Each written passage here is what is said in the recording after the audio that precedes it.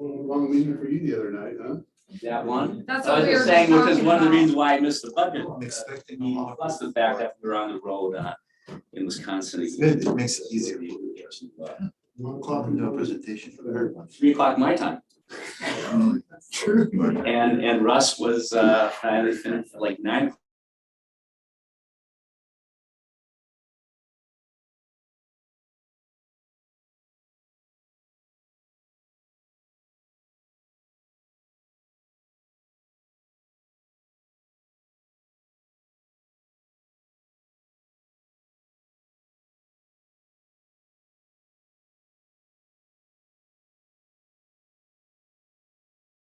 July 20th, the time is 1 p.m. I'll open it up for visitor comments. I have a comment.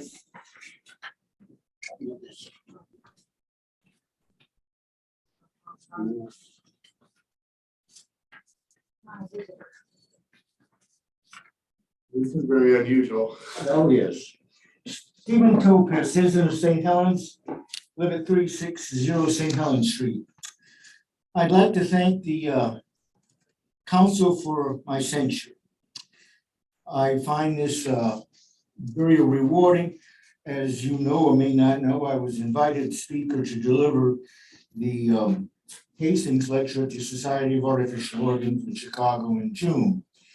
And being a relatively prestigious presentation, a number of people Googled Topaz to see what he's all about. They found out that he was censured. They also found out that Steve Duran from the old newspaper in Portland wrote about how bad he was treated in his court case about the drainage between 3rd and 4th Street. On finding out about the censure, people looked into it in their researches. Topaz has been a member of this society since the 60s. And what they found out was every time Topaz brought something to the ethics board, it was a reason for censure. And every time the censure board or the ethics board found Topaz was correct. They also found out the newspaper coverage of the censure was extensive for front page, but they did not report the decision that Topaz did nothing wrong. The other thing they found out when they Googled Topaz was he had 80-some papers published. He had 486 people referenced his good work. They found out the Supreme Court of State of Oregon said that the properties had been damaged, but he was not allowed to speak about it. And the federal court found out that the Second Amendment rights were removed. The thing that I'd like to thank you about is a great deal of people were there, manufacturers, developers, students, and St. Helens painted a very dark picture of itself when they looked at what the censure was about. I could not have done a better job of pointing out the problems we have in St. Helens, as well as the censure did that was brought on the public stage in the national, and some of the members there were international. So I thank you for bringing the story to people who read the whole thing. I gotta get back to being the city council now. Thank you. Okay, if you're online and you have a visitor comment, please raise your hand and Kathy will identify you and let you to.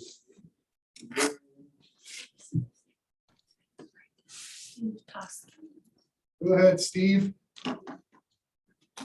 Please state your name for the record and keep it to 5 minutes or less. Stephen Toski, citizen St. Helens.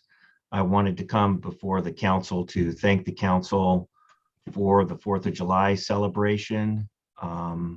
I had come before the council last year to talk about how important I thought it was to continue with St. Helens tradition. And the city of St. Helens found a way to make that happen by folding the 4th of July into the tourism program and trying to make the 4th of July have a budget and be run by the tourism contractor. So I wanted to be sure to show up to thank the council for continuing the tradition of the St. Helens 4th of July celebration. And I thought it was great. I want to thank the Lions Club for putting the flags out there. I thought the town was beautifully decorated. I went down and saw all the people who had reserved spaces for the fireworks. And I think everybody had a great time. And it was just a wonderful community event that strengthened the bonds of our community. And so I wanted to show up here and to thank you for going through with something that I know I had asked for, not only for myself, but for others and the entire community. The one slight negative, which had nothing to do with the council or the city celebration, is that I noticed a lot more on illegal fireworks this year than last year. And just as a note for the future, I do believe somebody's house actually caught on fire due to illegal fireworks. And so next year, as we get ready for our celebration, there should probably be some emphasis that law enforcement will be out ticketing people, encouraging people to turn people in for illegal fireworks, because they are dangerous and can result in damage and injury. But then to return to I just want to end by again thanking the council for finding a way to keep this show alive. Thank you. Thank you, Steve. Okay, other visitor comments? Go ahead, Art. Go ahead and unmute yourself, Art. Good afternoon. Thank you. Just a quick follow-up question. As a matter of fact, what Steve mentioned, great 4th of July celebration. Did want to point out, though, that the porta potties that were used down at the staging area were less than adequate and less than maintained. And I was doing work for CERT during that event, and more than one person made that comment. Following up on an email that I sent requesting information, it was a little over a month ago on the 13th of June. Sent it to all the counselors there and the Marina team members, and did not get any reply in regards to my inquiry on the use of the docks, the commercial docks, where we have the ice and tugs, and now there's a new boathouse moored there. I thought at least 5 weeks ago, that was more than enough time for a response. So I'd like to get an update and hear why those vessels are still there and why we're additionally accumulating additional floating vessels illegally using our property. That's it for today. Thanks.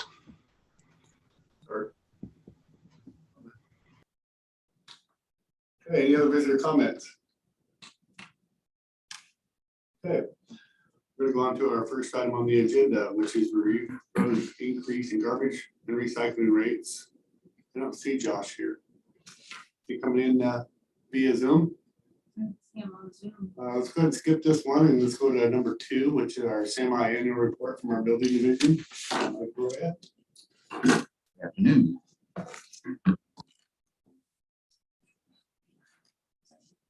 Locked up, Captain. So yeah, this is our building division report from January 1st to January 30th of this year. And so I jumped right on into it. You can go to slide 2. So yeah, we are comprised of 3.4 full-time employees, and this first half of this year, we've issued 300 building permits. We performed 258 plan reviews and 807 inspections. And on the inspection note, that is a little lower than what we've seen in the past. Some of the challenges that contractors and developers are having out there, we've heard it all, I'm sure, is that they're having a hard time getting materials, they're having a hard time labor up. And so it's causing delays on a lot of projects. So some of those projects are really challenged by those things. So just wanted to kind of fill in that part. If we can go to slide 3, Electronic plan review services, we continue to make some advances in this area. On May 27th of 2021, House Bill 2415 passed, and that had a list of criteria that had to be met by every jurisdiction by 2025. And we're whittling this list down. A huge chunk of it was taken care of with the implementation of our Oregon e-permitting system in 2020. And that allows our customers to apply for permits online, schedule inspections, make payments. We communicate with them electronically as well. And it's been going really good. So we look to expand that out in November of 2021 last year there. You guys signed an agreement with DigiPlan, which is a software company for digital plan review services, or software, I should say. And what that has allowed us to do is turn on the switch, flip the switch to allow for customers to now upload documents, construction documents electronically to us. And this is the tool that we also use for our plan review teams to review the plans, make comments, and then correspond back with the customer on any approvals or maybe corrections that need to be made in the designs. And so we just started implementing that in late June, and it's been made available to our customers. One door that's open for us is the concepts of concurrent plan review process. And this is much newer. In fact, I don't know of I don't know of any other jurisdiction that's actually going forward with this stuff. So it's kind of new to everybody. But the idea is, and we've talked about it a little bit in the past, but currently our process is you receive plans and they run through each department and they don't move from that department until those plans satisfy the department's needs. This new concurrent concept is the plans are made available to all the plan reviewers at one time because it's electronic format. They can make all the comments and one message goes out at the end saying, here are the things that every department needs to make these plans compliant. This is hope that it'll reduce time. And opened that up July 1st to make those available for single family dwelling permits and commercial mechanical permits. And I wasn't able to include it in this report, but we have actually had 3 that have gone through this process or are currently going through this process. Our first review time period to get comments out from all departments was 3 days. Wow. So that was a huge success. Now that's comments. That means that they do have to come back to us. So it's not, we're not done yet. But that process sometimes took weeks and weeks to get that done. And so to have it available and I think sometimes the frustration was just not knowing. So if 3, even 5 business days to a response of a comment to say, hey, we're looking at this is huge. Yeah. So it was a great success right out of the gates. And like I said, we're still working through it. And I really want to say too, with the other departments that we correspond with on all this, they have been, this is all new. This is something that nobody's pulling experience from other places to be able to say that this is how we do this. And so it can cause, I just appreciate the patience that the other departments have had in working through all of this and trying to come to the table with at least the attitude that we're going to knock it out and get it done and try to wrestle out the various challenges that we have trying to implement it. So thumbs up for all the departments working with us on it. So, as we move on through that list of items that the House bill requires us to take care of, the next one coming up is electronic services for inspections. And I'll have more to come on that, but that's kind of the last big piece that we have to knock out on that list, compliant by 2025. Next slide, thank you. So Building Codes Division, for those who don't know, that is the state agency that oversees our building inspection programs. And they adopt, amend, and interpret specialty codes that make up our building codes, and then they delegate the authority out to us through the programs. And I just wanted to take a minute to talk about some of the things that go on at the state level. So one of the things I'm very excited to report is that they're opening up some new certifications and training that wasn't available for several years. One of which is the specialized plumbing inspector. I don't want to go too far into the weeds on it, but this is going to open up certifications for John and myself for our for our team to be able to further take on some of the inspections that we currently delegate out to the county for work. And so it's just going to further allow us to be independent of other agencies or relying on other agencies to perform that work for us. And that should be, they were scheduled to start in November of this year, but we did receive an email that they got pushed out to January. So should see those coming through shortly. I wanted to follow up on another topic that I actually sat in front of you guys on in January of this year, talking about childcare facilities within a single family dwelling. I believe I talked to you guys on the second meeting. I believe that was the 19th of January on that one. And then 10 days later, or well, not quite 10 days later, but the following week, they came out with some temporary rules that adjusted everything. So they basically went back, just like I came to you and said, we know this is going to cause friction. I want you guys to know what's going on. The stakeholders were already up in arms about what was going on at the state. So they, of course, pulled together, had a meeting. They had several public comments that came back and said, we need to come up with an exception for the sprinkler system. And the committee unanimously agreed on that. And so they passed some temporary rules. Just a few days passed when I talked to you guys, basically eliminating the requirement for fire sprinkler systems and putting in a short list of things that need to be made sure that we do as part of that. It's amazing we could get past that legislation without everybody actually looking at it and then going, oh no, how did this pass? Yeah. The impacts were great on that one, especially. It was a very expensive requirement that was coming in. So that essentially reverted back. They still have to come to us and declare the change of occupancy. There are some accessibility requirements that are still applicable, but that main piece about the fire sprinklers has been eliminated at this point. And they are planning on carrying that through as well on the adult foster care, which are handled separately, but they're hearing the same messages from stakeholders on both. On the next part of the VCD update is just code cycle. Every 3 years, they're supposed to update and give us a new adopted code. Coming up this year is our Oregon Structural Specialty Code and the Oregon Mechanical Specialty Code. Both of those are considered commercial codes. So we should be seeing some updates come on those, and there'll be some training coming out as well to keep our certifications valid.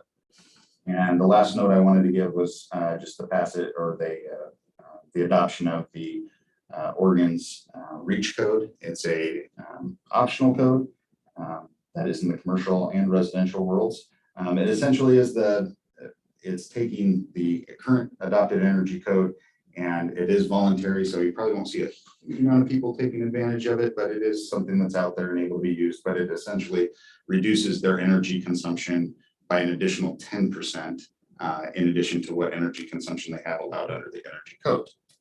And that became effective on July 1st as well. So we can go to the next slide there. So now I just wanted to kind of highlight some of the projects you'll see going on around town and kind of give a little bit of an update on them. This is the high school project. This is actually they have a camera up there that you can go online and see a time-lapse video of all the construction. I just took a few snapshots of some of the stuff that they've currently got done. So you can see the demolition of, this is in their first phase of construction and clearing the site. We currently have issued permits for demolition, site work, and underground utilities, and some of the grade fill permits have been issued as well. And then currently we've got a foundation permit under review that should be issuing shortly. And then we are also reviewing the balance of the work. So the main remodel inside of the building is also being reviewed by multiple departments, as well as over at the county with our plumbing reviewer. Next slide. Broadleaf Arbor Apartments. This one is cranking. They have 7 buildings. I actually wrote in the report 8, so my apologies. It should have been 7 buildings under construction. As you can see in the photos, utilities are being installed. Buildings are going vertical. The one up at the very right that you can see, the tanks, that's part of the construction of a thermal wall that was built between the fuel tanks and the site. That's actually not on the Broadleaf Arbor property, but was a requirement as part of the project to build that wall between them. And so, yeah, you can see that they are just going like gangbusters out there. They're really cranking them out. Utilities have been a challenge, just getting the materials all on site, but now that they've got it, we've been out there almost every day of the week. Checking on utilities. So, Oak Ridge Phase 6, our next slide. We are getting close to issuing just a few more permits out on this, but it is getting filled out. There's not a huge amount of lots left. It's all just filling in just nicely. We just had 3 more permits come in a couple weeks ago for 3 more lots, and we're moving on. Next slide, 7th Street condos. This project is finished. This is the Container Street container apartments that were built out on 7th Street. This project was a unique one in that they prefabricated all these units offsite. That's all actually inspected and done by the state through a state prefabrication program. And then they deliver them to the site, and all the on-site work and construction is inspected by us. And it's, as my understanding and talking to the state and Carl, is the first that this has been done in the state, a multifamily prefabricated container home. And so it's a very neat, project. I would recommend anybody checking it out if they get the opportunity. They finished out really nice. I know the cost on these went way exceeded what he had anticipated, but you could probably speak a little bit on the. I see a few things, but people who are in the construction world say that even with the water heater system and whatnot, these were built very, very sound. In terms of structurally speaking, yeah, they are very Yes. very sound. And then energy efficient wise, they went to great lengths to make sure that they are energy efficient as well. Yeah. So Aesthetically, yeah, they're, what they are, but For what they are, I think they don't look bad. I think that's for your vote. So yeah. Yeah. And then the last slide, Popeye's Chicken, it's done. And that actually is the last development at Violet's Villa. So that is a completed site, which began when I first started here with Legacy. So it's been for quite a few years. Planning department's really happy about that too. Yes, they are. Crossing off Yes. Violet's Villa. Yeah. Now, are the storage units built out back? Is there still a little bit left to as you're coming into the right? Are there storage units that were designed to go in there? So the apartment complex built a storage building as part of their construction, and it's not located on the site. It's actually across the street from it, but that is completed. That is, okay. So. And that concludes my report. And I will open it up to any questions or. Yeah, still on there. Are we still looking at a Dairy Queen and a Burger King coming? My understanding is there's still Burger King is in the mix. Dairy Queen, at least my last I had heard verbally on it was that they were still looking at potential sites. I think Burger King is the only one that's actually submitted. All right. Begin process. I think they got intimidated by Dairy Delish. They can be very intimidating. I wanted to comment though about that, just what a big thing that is about the rules regarding the installation of the sprinklers for the in-home childcare, because we are in the childcare desert here in Columbia County, and so many of the providers are already they have such a burden in terms of making a go of it, living and providing care. So of course we want those places to be safe for children, but this just sounds like something like a good decision that we can ensure safety without requiring that sprinkler, which would have probably caused a lot of folks to shut down or to operate under the radar. Yeah. Which is also something we would not want. So that's, Which would be equally as dangerous. yeah. Any other comments, Mike? One more. So I have a question. Is it when we're looking at new businesses or new developments, are you guys also looking, is it you guys or someone else who's looking at like the infrastructure of like the roads? Can like this intersection handle this amount of people living in this area? Those are just questions that we get asked a lot Sure. and concerns. Sure. Yeah, so multiple departments review, when a building permit comes in, multiple departments will review it. And our public works and engineering departments review for just what you were talking about. What impacts does this development have on the public infrastructure or public amenity facilities that we have? And so they go, I don't know all the details of how they look at that, but they would perform that review. Okay.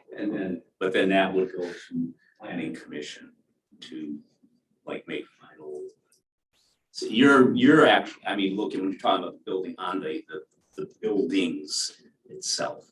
Yeah, by the time we have a building permit, land use and any action that's needed by the planning commission should have at least been already Right, taken. should have. So it has already passed through those two before it gets to you. Correct. Finally hold. That is- Apologize for walking in late on your very good report. I did read a portion of that and I'm very impressed with, but I'm very sorry I can't. Yeah, when's Popeye's opening? It's been open. It's open. They are, open. Yeah. I don't see any traffic jams. they had, they had. The craze is past Oh, now. There was even an accident actually Was coming there? out of that intersection right there. Somebody was trying to take a left with a right only. Yeah, Mhm. people have complained about that. Well, it's not big enough to get people in and out of that area, but I've never had any issues going in and out of there, There so. was an initial rush on the place when they first opened, but it's pretty. Yeah. Normal now. So in our world, we haven't heard anything about our building department, so that's a good news. So I want to thank you and John and the rest of Keep the the phone from planning and ringing. engineering and stuff like that for responding to a need in their community, so. Yeah, appreciate you. Process of moving from a sequential review process to a concurrent has been on our radar for quite some time, just the logistics of how to figure out, make it work, and it really seems to have doing what we intended it to do is kind of create better communication, streamlining, better public facing. Good. Plans quicker. All right. Have a good day. Thank you guys so much. Is Josh ever show up online? No, okay, so we're going to move on to our next item, which is municipal court semi-annual report. Judge Ingrid and Sam chime in, or you just I don't report? think so. Sam submitted a written Sure. report Right. and he works in another city on Wednesdays. Okay. So that's why he hasn't been here the last few sessions. So just get me. I was hoping he was gonna say an In-N-Out Burger was coming in. There's allegedly one going somewhat near my house, on Peters in Hillsdale, and the traffic. I was gonna say, that's like Chick-fil-A. Yes, yeah, it would just be a disaster. I can't imagine how Beaverton would actually approve it because the traffic would be awful. But anyway, getting back to the court, so we still have two full-time clerks, April Messenger and Melanie Payne. They are rock stars and they're doing amazing. We have added the bailiff position.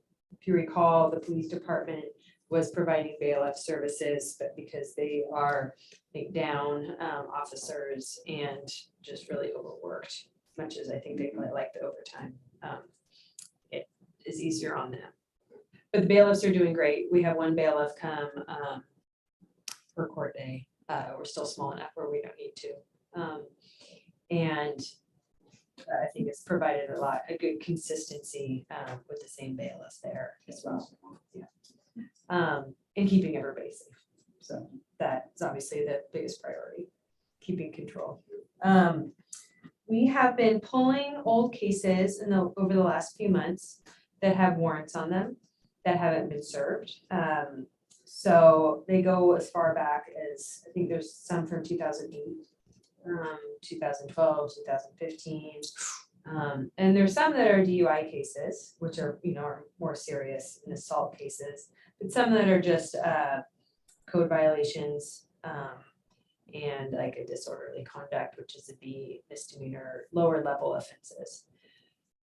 Ms. Payne has done a great job of finding a few of the people. So what we do is we run a report and try to locate them. The warrant is still active on these cases. But if we can find an updated address, what we do is we send them a letter to come. And we have actually found some people who have come and cleared their cases and are, on the right path now. One we found was a poor woman whose brother's ex-girlfriend stole her identity and actually got a conviction in her name and was on probation with our court. And this poor woman came and was like sobbing, like, this isn't me, this is paperwork. And so it's just you hear these crazy things that can happen in municipal court.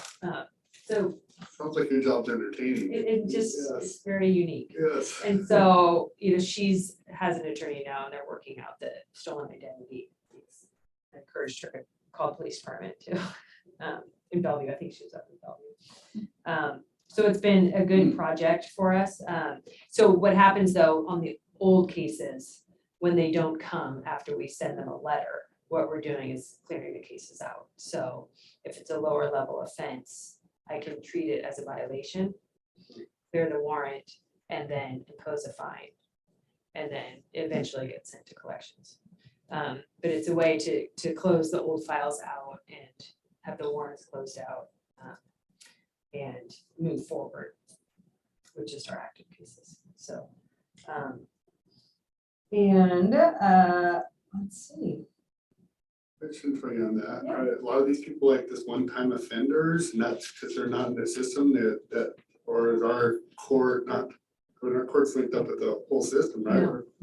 We're not. 'cause No, we're part of municipal the- courts, no, we are a court of record, Yeah. but municipal courts are not in the circuit court system. And so what will happen is the warrant will be issued. And the police department maintains the warrants.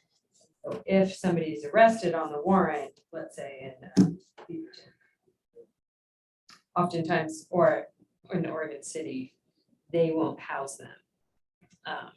So they either keep the warrant or they're just not located. And so the warrant just stays.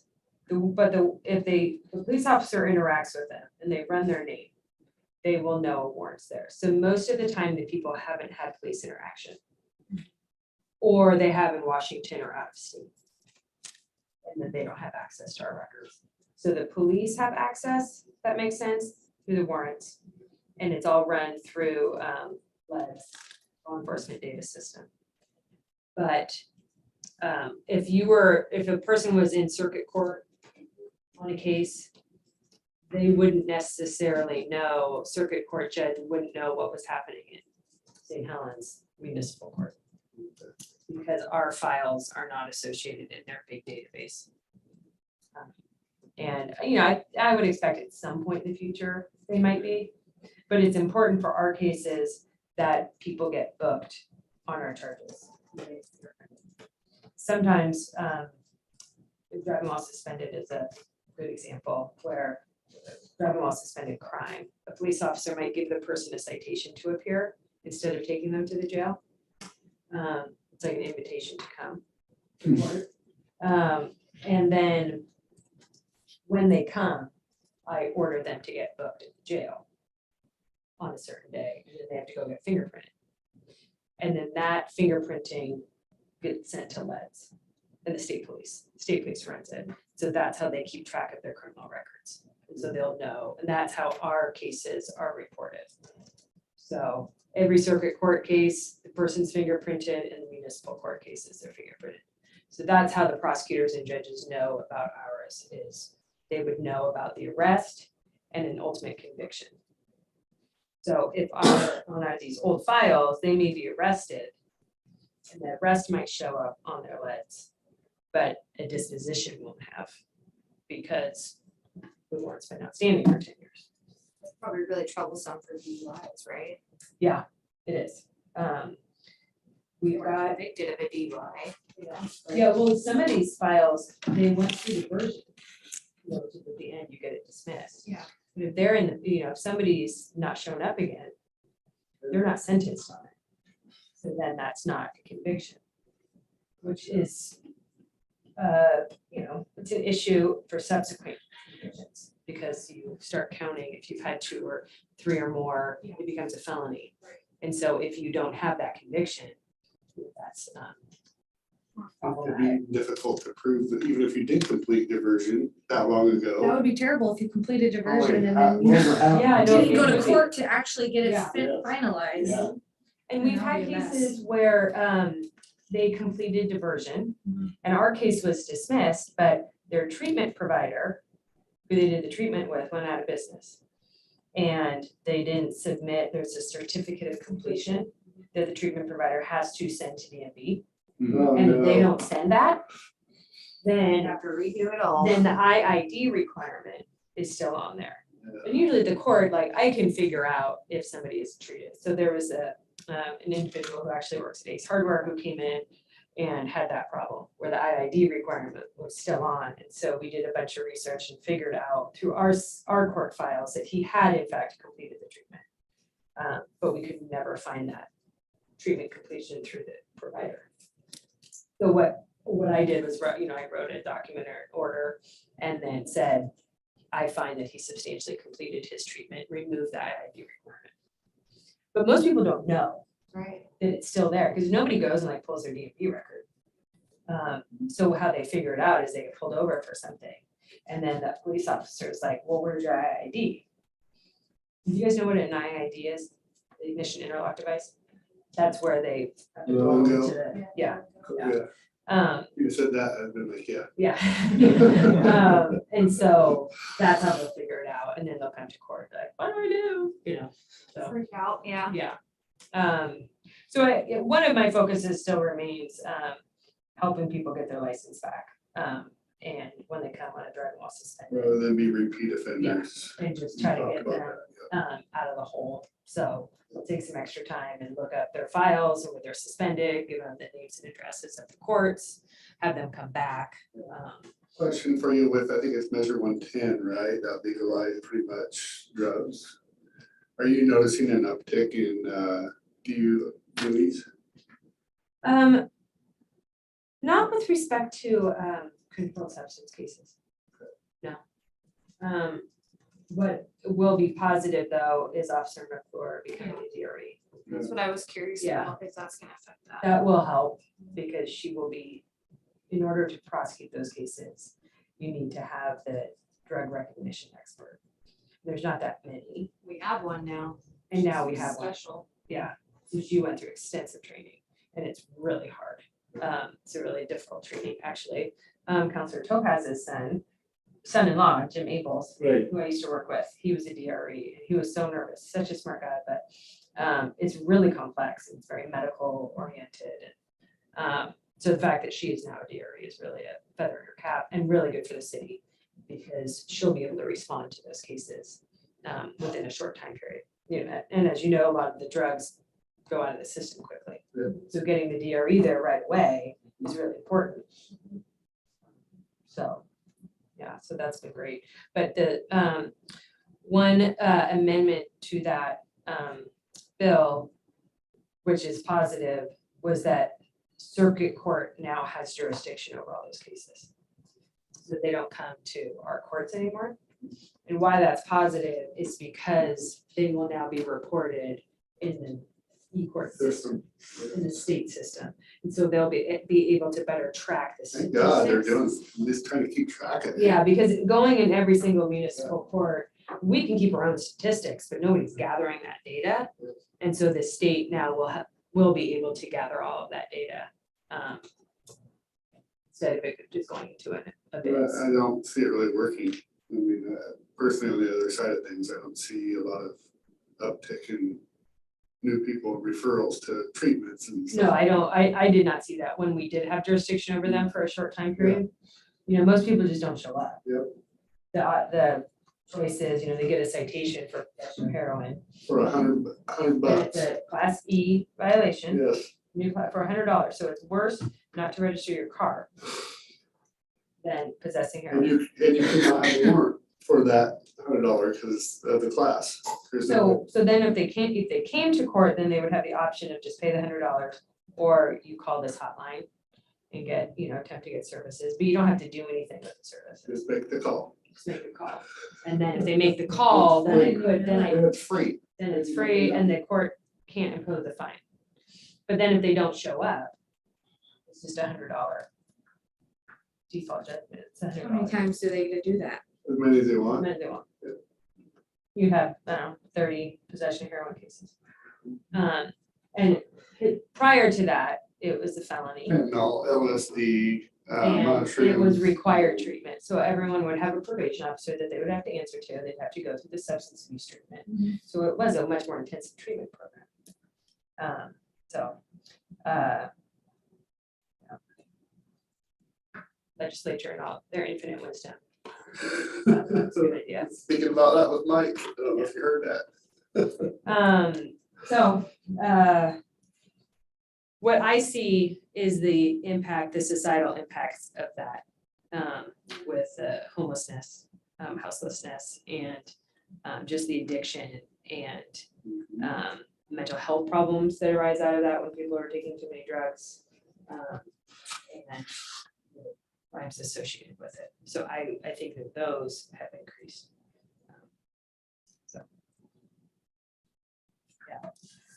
We are still waiting for the police department to do the electronic citations.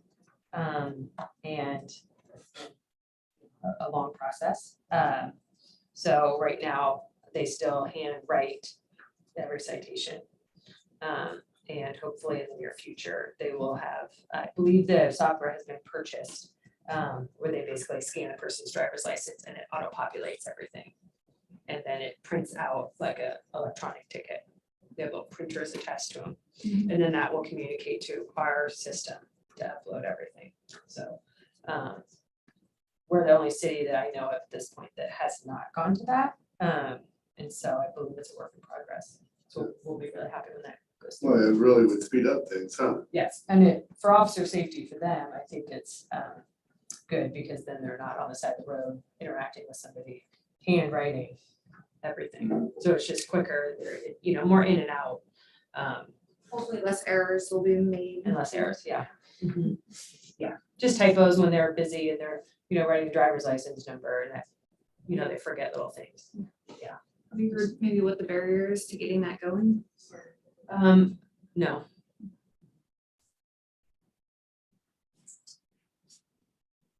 Sounds like it- You have a question? Wanted to make one little clear, I think we can blame the legislature for a lot of things that we want to, but Measure 110, that was the voters. That Oh, was no, Pat. That was, You're right. that was a That was a a misconception Yeah, that. people don't understand that you can make a phone call and that- not have to go to treatment. Right. So what I say, the but- way they made it sound though, that it would be a mandatory treatment, Yeah. rather than jail. We should have probably But been. you're right, Counselor, that is a very fair point, is that was the voters. And I do think that there was misconceptions, the way the pamphlet, voter Right. pamphlet. Yeah. was written. Right, the way it was. The legislature is the cause of truancy court going away. Yeah. You know what Oregon rates is, as far as addictions, recovery, the 50 states? Number 48, being the worst, 50 be the worst to me. We are 48. We have so many great services in Oregon. One final point I wanted to make was, we hired a new defense attorney. One of ours left, Lance Caranto. And so through Sam's referral, have hired Stephen Sharpstein, who works also in Troutdale, and Fairview. He's been a great addition. And they are proposing,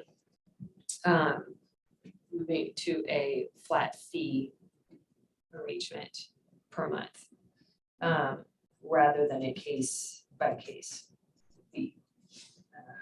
I think it's administratively a headache for them to bill. Versus just it's easier, similar to, you know, my arrangement where it's a flat fee each month. They just know financially what to.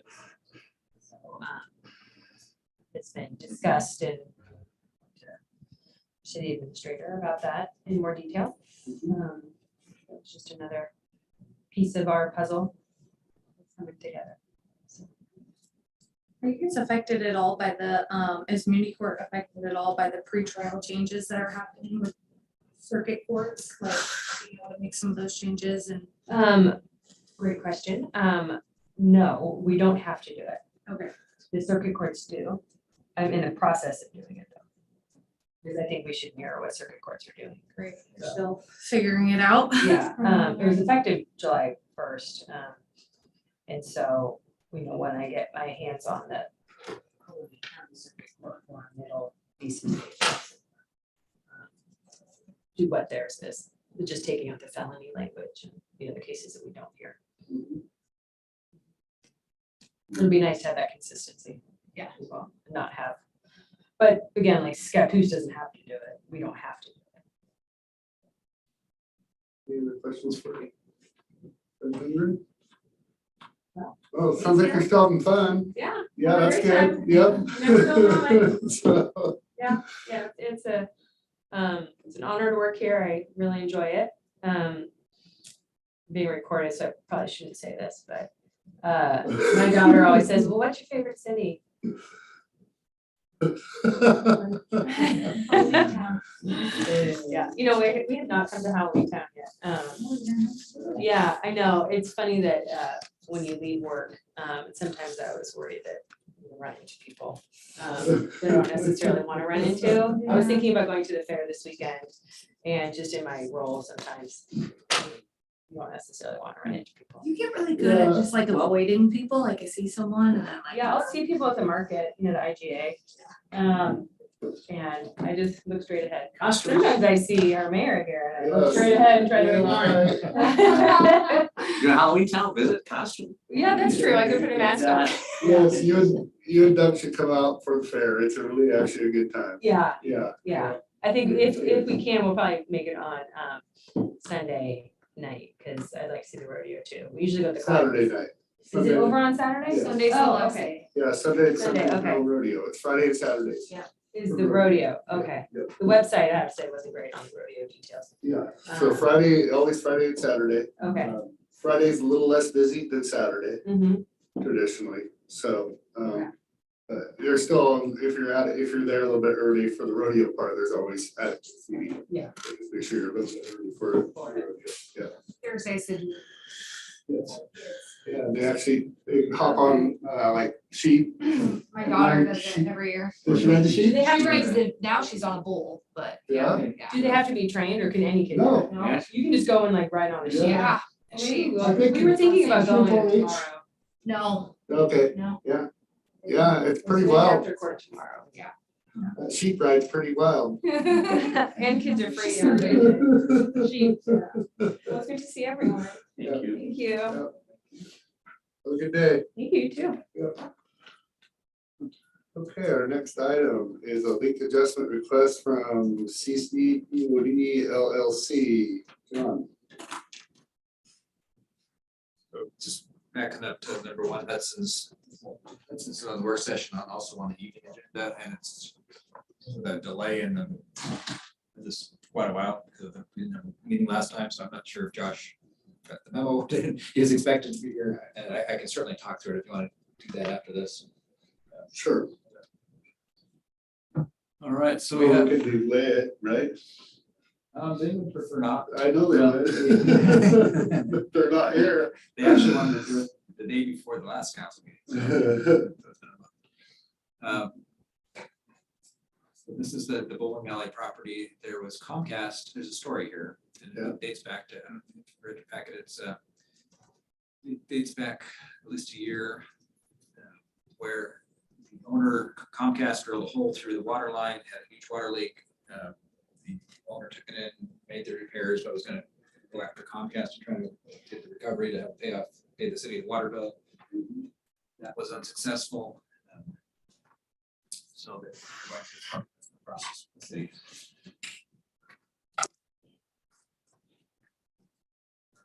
See, as maximum adjustment of $1,000, which is quite a larger bill.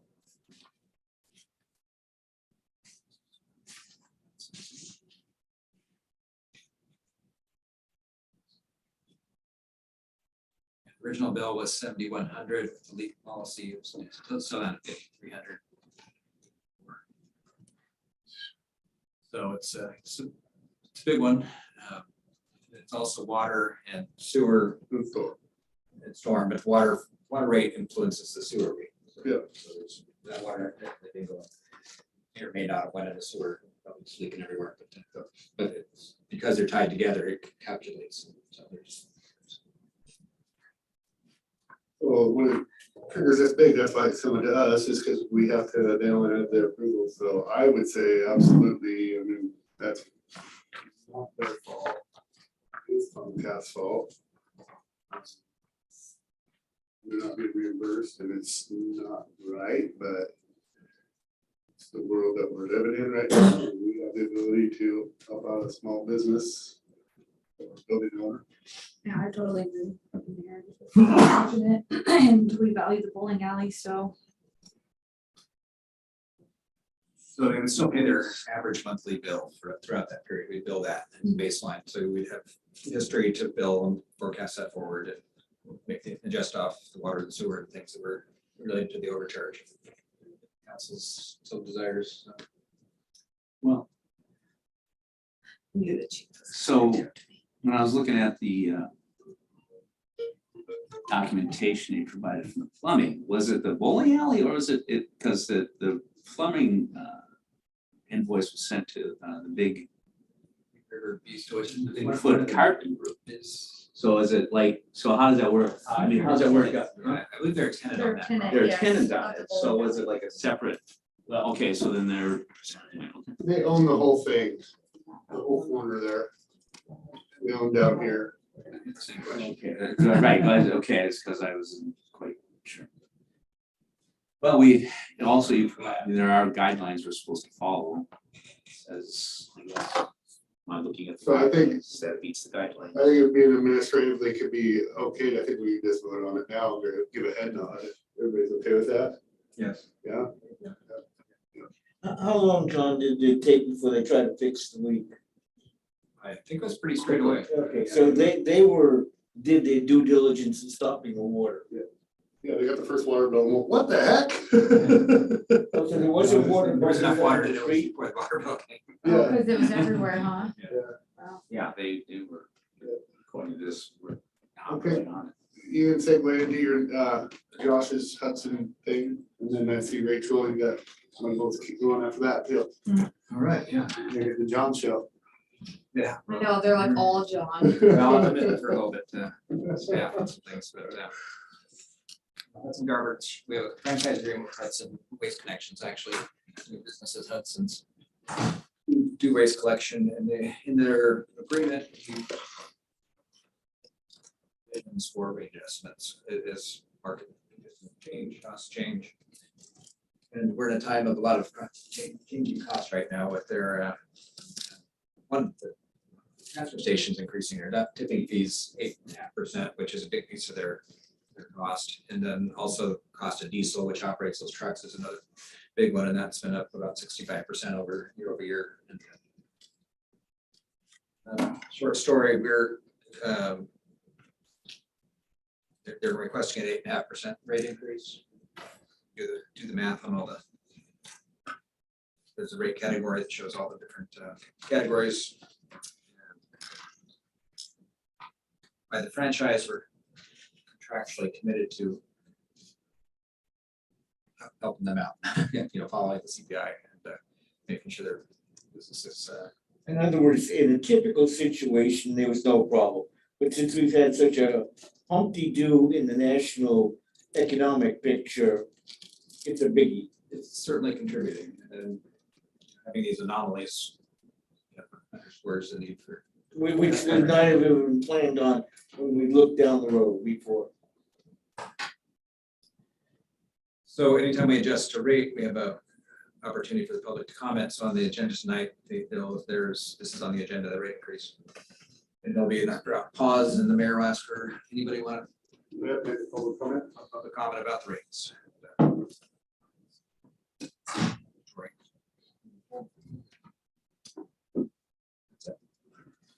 No, it's not.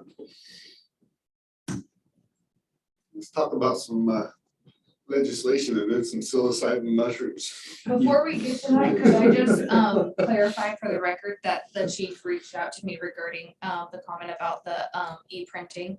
And he said they're just waiting on the printers. They're delayed because of supply chain issues. So that's where they're at. It's happening though. I knew he was gonna reach out to me right away. Very easy. Okay. So, thank you, chief, for the update. Supply chain. Yes. Seems to be a common. Theme with everything right now, right? So John, are you gonna go ahead and do the review of the League of Oregon Cities? Yeah, sure. Move it down to agenda item number 5, the League of Oregon Cities LLC. Every session, every other year, we take a look at one of these. They reach out to their cities, constituent cities, and ask them what their priorities are. And in the past, there's always start to look at this list, everything's important, and there's just not one thing on there that's not important. So we took a look, Rachel and I, being Rachel in her government affairs capacity, to take a little broader lens at, you know, the things the cities have control over, lobbying for, and perhaps other things that are on the list, that there's other entities out there that are doing their own independent parallel efforts towards what we, common cause with what cities are after. Rachel combed that list down and we'd love to talk about it. Woo, legislative recommendation, that's awesome. Share with us. I love it. Well, you see the recommendations, you see the 5 that I've highlighted. These are really based on local needs, things that impact us, places I feel where the league can have the largest impact, and just political climate, knowing we've got a lot of education to do coming into the 23 session.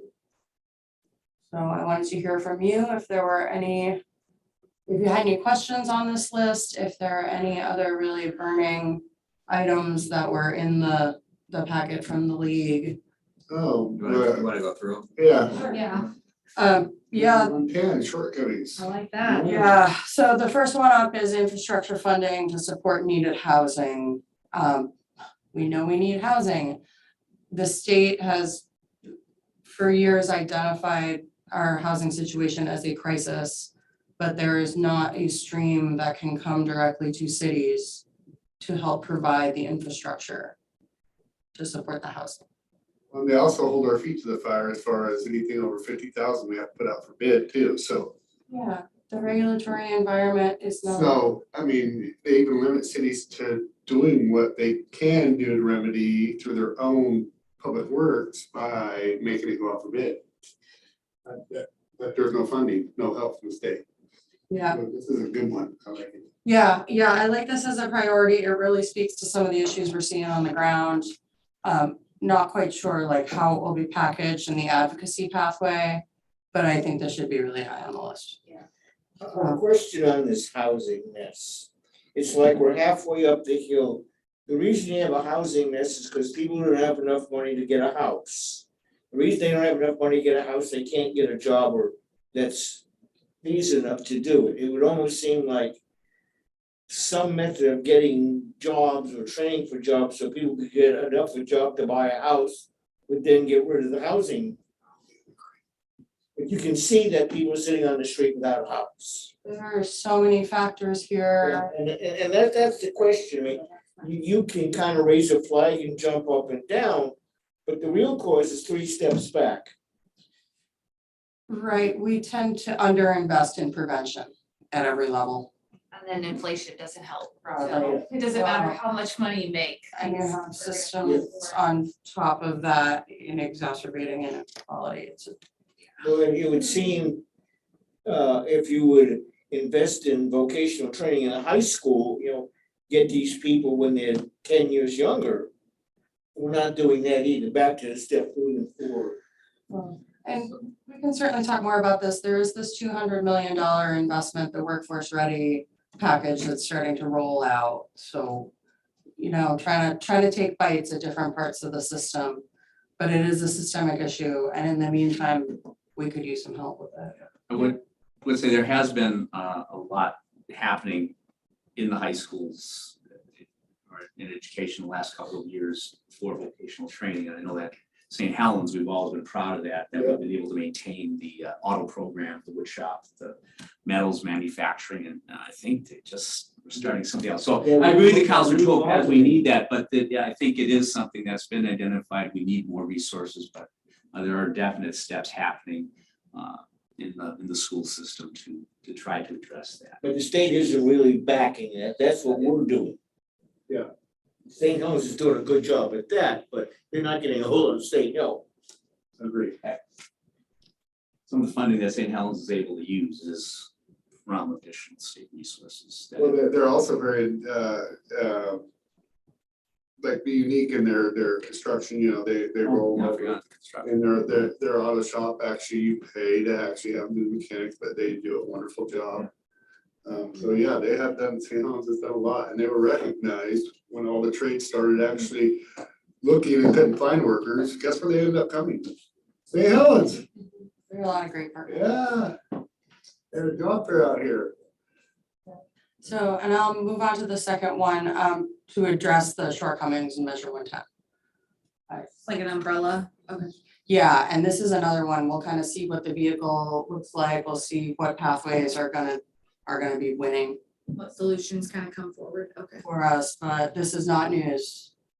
And let us, Have you seen other places across the state kind of going the same direction with this measure? well, and this would be a statewide, right? So at a statewide level, cities are feeling impacts and let us work with OHA, Oregon Health Authority, let us work with the mental and behavioral health community to get interventions down on the ground where we need it for our community members.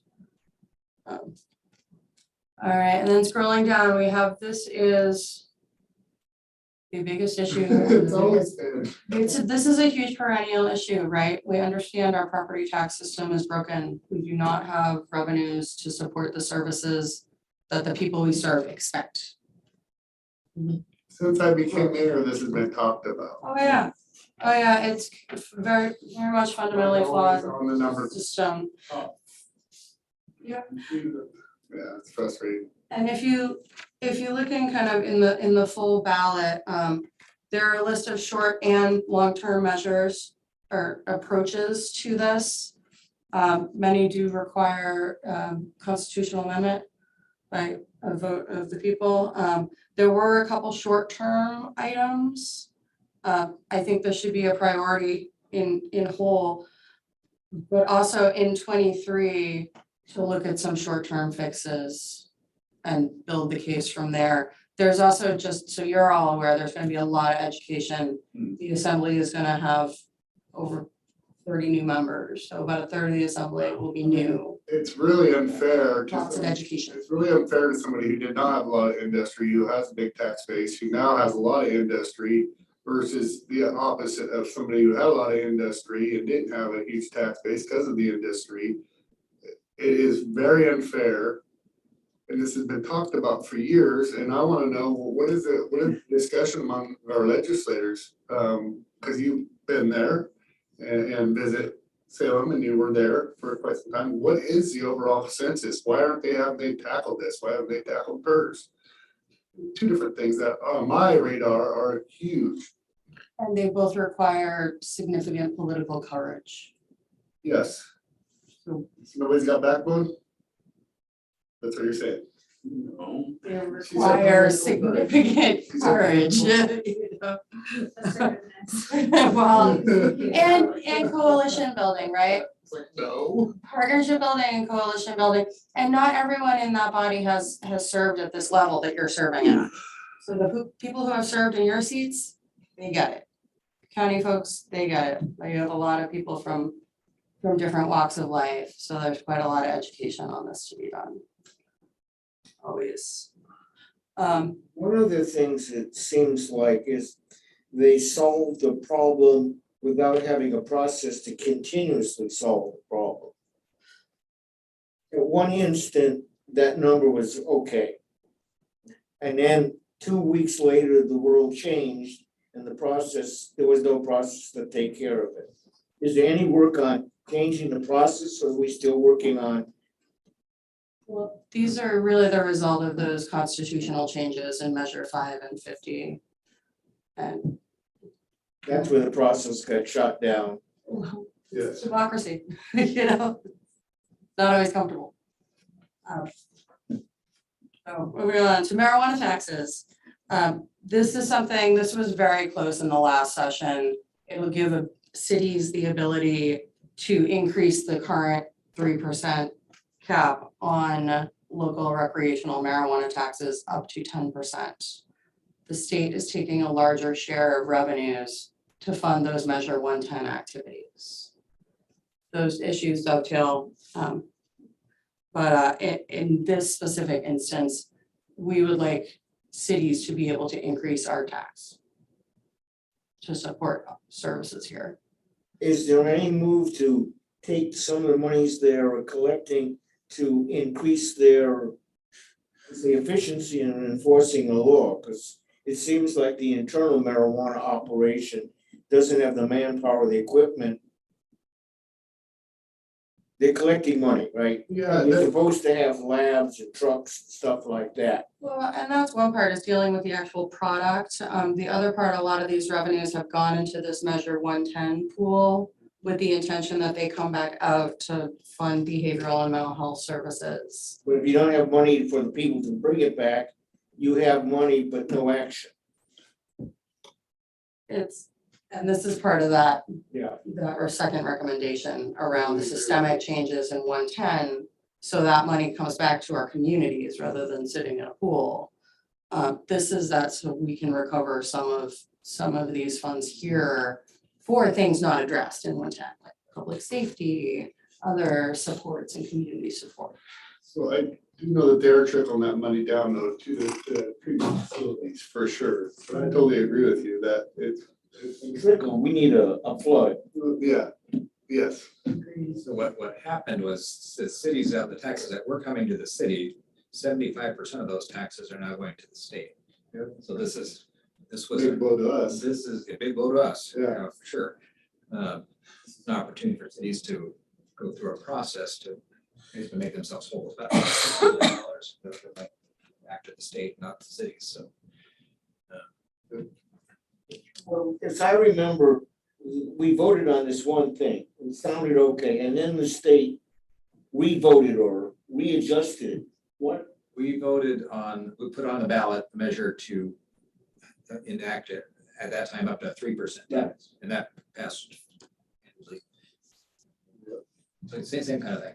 And then all of a sudden, they figure out how to chop off a big hunk of what we were to get, which didn't go through voting. That was just what they did.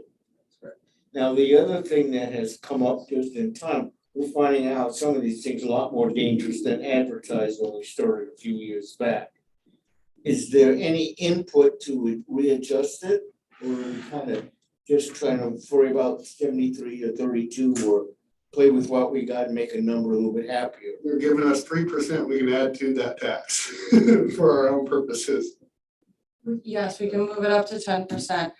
Back to addressing Measure 110. And the title, the way that was written, and now the rulemaking process.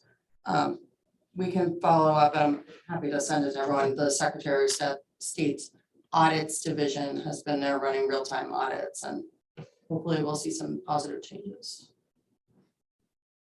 Okay. I love me some audits. And then the final recommendation as a priority to be infrastructure finance. These are programs we rely on. These are programs that all cities rely on. These are Special Public Works Fund, the Brownfield Fund, regionally significant industrial sites. This needs to be a priority. These are all priorities, but this one I see as really particular and really beneficial for our city and our region. We've worked with the Brownfields programs, Special Public Works, becoming more and more of a source that we're looking to. to have those fully capitalized would be great. Now, one of the things I see with this, a lot of government agencies have got the same ground they have to play with. Is there any better, I mean, EPA, DEQ kind of do the same thing. Like for brownfields and this and that. Yeah. Is there any mechanism that's improved the cooperation between these different operations? I mean, it's nice to talk about it, but it's almost like we're fighting DEQ and EPA. Yeah, so these funds reside, they're administered by Business Oregon. And the idea of the regional solutions approach is that we bring the regulators to the table and we get all of the agencies around us as a city to help us navigate that permitting process and make sure we get all of the approvals in timely fashion. This is money not going to DEQ, but to the other organization. These funds are administered by Business Oregon. The RISIS, or the Regional Significant Industrial Lands Program, is different than other incentives that it basically allows the city to recapture, and so many property tax, so many of the incentives that the state offers for waiving our own properties, our own taxes, right? So it doesn't do us any favors. But that program in particular reallocates a portion of the income tax that the state collects back to pay for the infrastructure that the city puts in. Identified as a regionally significant land, which we're in that process for the industrial park, that the infrastructure monies we spend, public monies we spend on infrastructure can come back to the city over time through income taxes. The state collects the state's portion, so it's pretty awesome. We had that with the marijuana money too, until they rechanged it, that's the problem.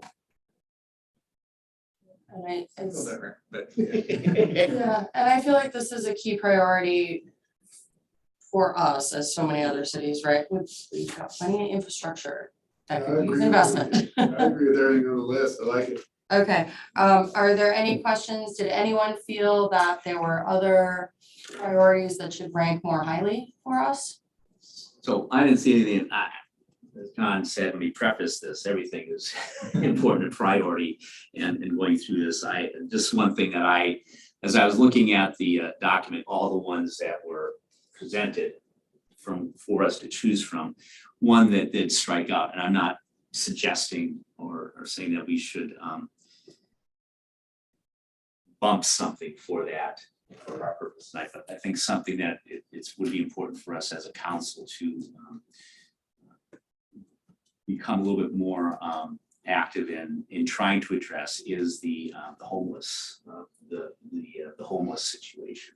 And one of the options that was presented in here was local funding, providing or advocating for local funding to address homelessness, recognizing that no city itself has the ability to address that. And I just think that's something for us to look at. So not suggesting, but I think it's just because I do understand the state has we're supposed to be the state has mandated us to do some work on address changing municipal code and all that to address issues about where the houseless can or not. So just the homelessness is an issue for us. I think that I think maybe we should begin to look at a little bit more deeply. So I am not suggesting that we replace that as a priority for the 5 we now have. Just FYI future. yeah, I think I track where you're at there. That's already in the pipeline, which is pretty good guidance. The league just came out with a handbook on. Right, okay. Comments on Rachel's discoveries and John's?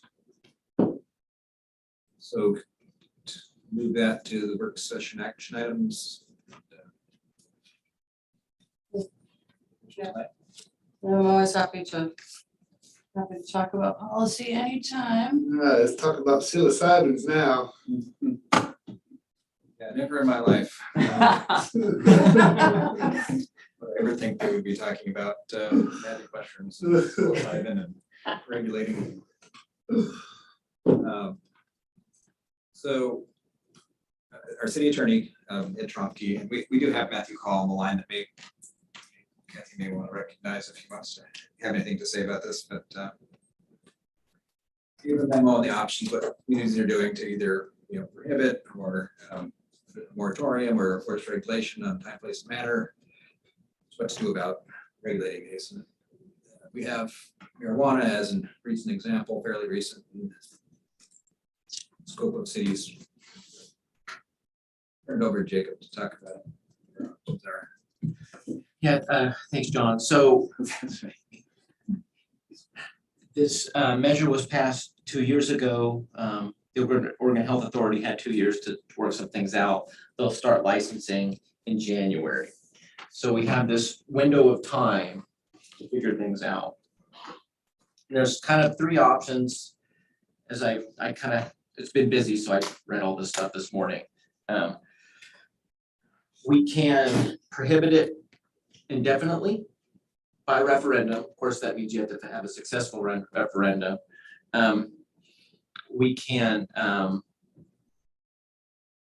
postpone its allowance, and one of the sample measures or sample ballots that the league has is for 2 years, or we can try to impose the limited time, place, and manner provisions possible.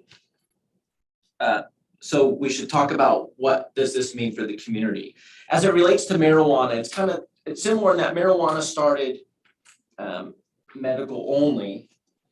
And we're like, well, how do we deal with this? And then later on, there was the recreation component. And that's when we really, for those of you who were here, it was a lively discussion and we adopted some rules. For example, 2,000 feet between medical or marijuana retail places. Wasn't there some people giving out free weed out in the square when all that was going down? Yes. And it was an effective tactic at the time. I remember, right? There's no longer on the planet. And it was the fullest I've seen the plaza up till Halloween Town. So what does it mean? There's several different types of licenses that the state would issue. And the 2 that we're focusing on is manufacturing of psilocybin. And that includes everything from growing the mushrooms to chemical synthesis and packaging. So it's not just the mushroom part. Manufacturing means processing as well. And then there is the service center. It's interesting how in law they put these places. Basically, that's where you go to trip. You know what? That's where you go to, trip out on psilocybin. I mean, you don't just go to there to purchase it, Well, you like go home? so you have to do it at the center. Oh, you have to do it there? I'm not tripping in this case. That would have affected my ability to critically think and present to the council. Yeah, exactly. Yeah. Expanded it. Exactly. That's why you should have a safe place to do it. So, yeah, you have to do it at these licensed service center. The service center can also be manufacturing, so it can be a joint manufacturing service center. Now, there's already some time, place, and manner rules built into the state. One, service centers can't be in residential areas, so that's covered. Question for you on the service centers. Yes. Would they be like Alice in Wonderland theme based? Are you gonna start one? If that was permittable by the Oregon Health Authority. I didn't see Would anything. there be any code violations for that? Anything in the planning department that would research that? The theme that you referred to. You're giving me some tough questions. I don't know. I don't know if themes would be. So the other thing is that the state law would already cover is the 1,000 foot distance from school. That was comparable to some of the marijuana laws we saw, although there are some exceptions to let them get as close as 500 feet. This is the only place that a client can purchase, possess, and consume the psilocybin product, so it has to be in one of these service centers. And if we wanted to impose time, place, and manner, one of the things that the law specifically says that we can't do is require more than 1,000-foot distance between these establishments. If you recall, there wasn't such a limitation for the marijuana establishments, and we imposed the 2,000-foot rule. That's something that we wouldn't be able to do in this case. The reason for this is there's a lot of studies that show psilocybin is an aid to mental health. And so that's the ultimate goal of the state, is to treat mental health. My concern, and a lot of other planners, it's a new thing. We can make our best guess about time, place, and manner. But the state adopts these things and hurry up and do something, city. So part of me, with notwithstanding your discussion, unless you want to just ban it indefinitely, and I think you could write another ordinance to undo that at some determined time in the future. But if you had a moratorium for 2 years, at least that would give some time to see how it works in other places of the state. And that may be more efficient as far as establishing our time, place, and manner rules. We can make our best guess between now and January, which isn't much time. I don't know if we could even have something adopted. Well, I think that's right, it's a moratorium to see what happens. At least If then, it is beneficial, I don't know if the people, but I don't know the medical side of things, yeah, and how then beneficial it'll be. things may happen in other states. There would be an evolution. The league may have more model code. It may be more efficient for us from that perspective. I guess that the counter argument would be, if you're concerned that would be an inhibition in the local efforts to help people with mental illness, because we know that's a problem. Exactly. So I think that's kind of the trade-off. But in the grand scheme of things, 2 years isn't that long. That's my own personal opinion. Just kind of mulling over this today.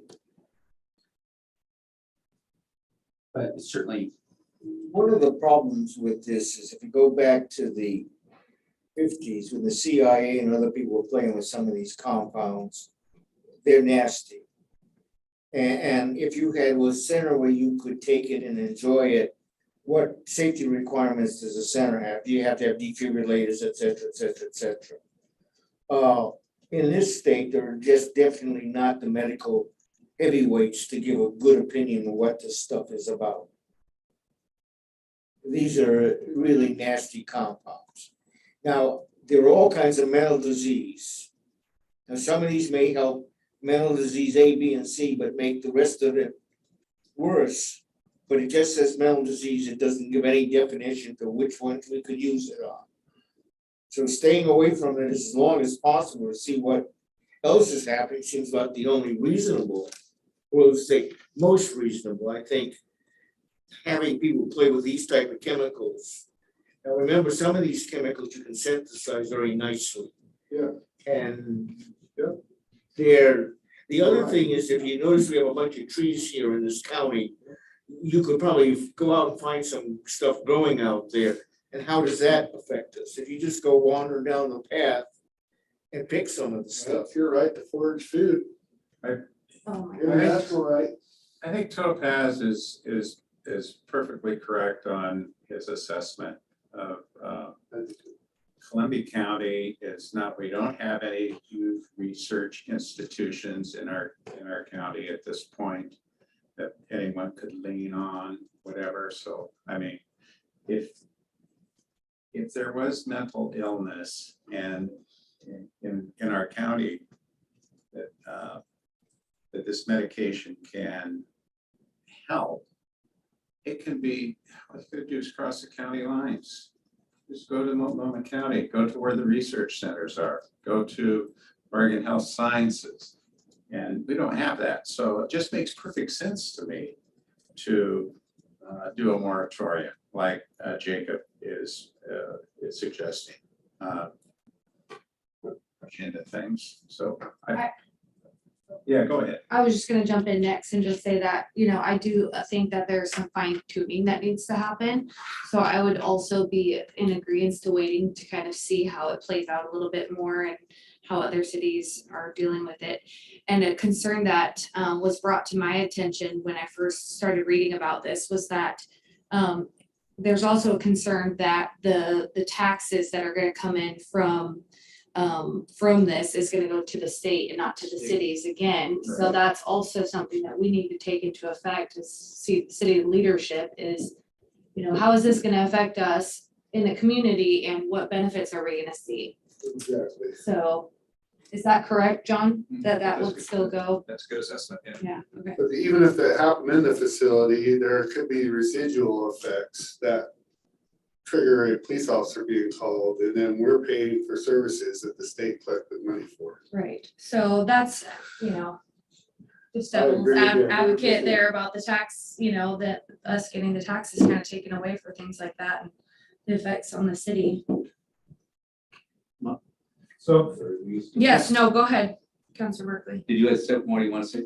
oh, I was just gonna ask Jessica, you know, if the psilocybin kind of is looked at as a medication and it's helpful for one of your coworkers in Yeah, lots this of, mental health yeah. facility, and it can't be obtained here, it can be statewide, can it be obtained? Can you simply ask someone ask the mental health facility in Multnomah County or in Portland or in some other municipality to, can you do that?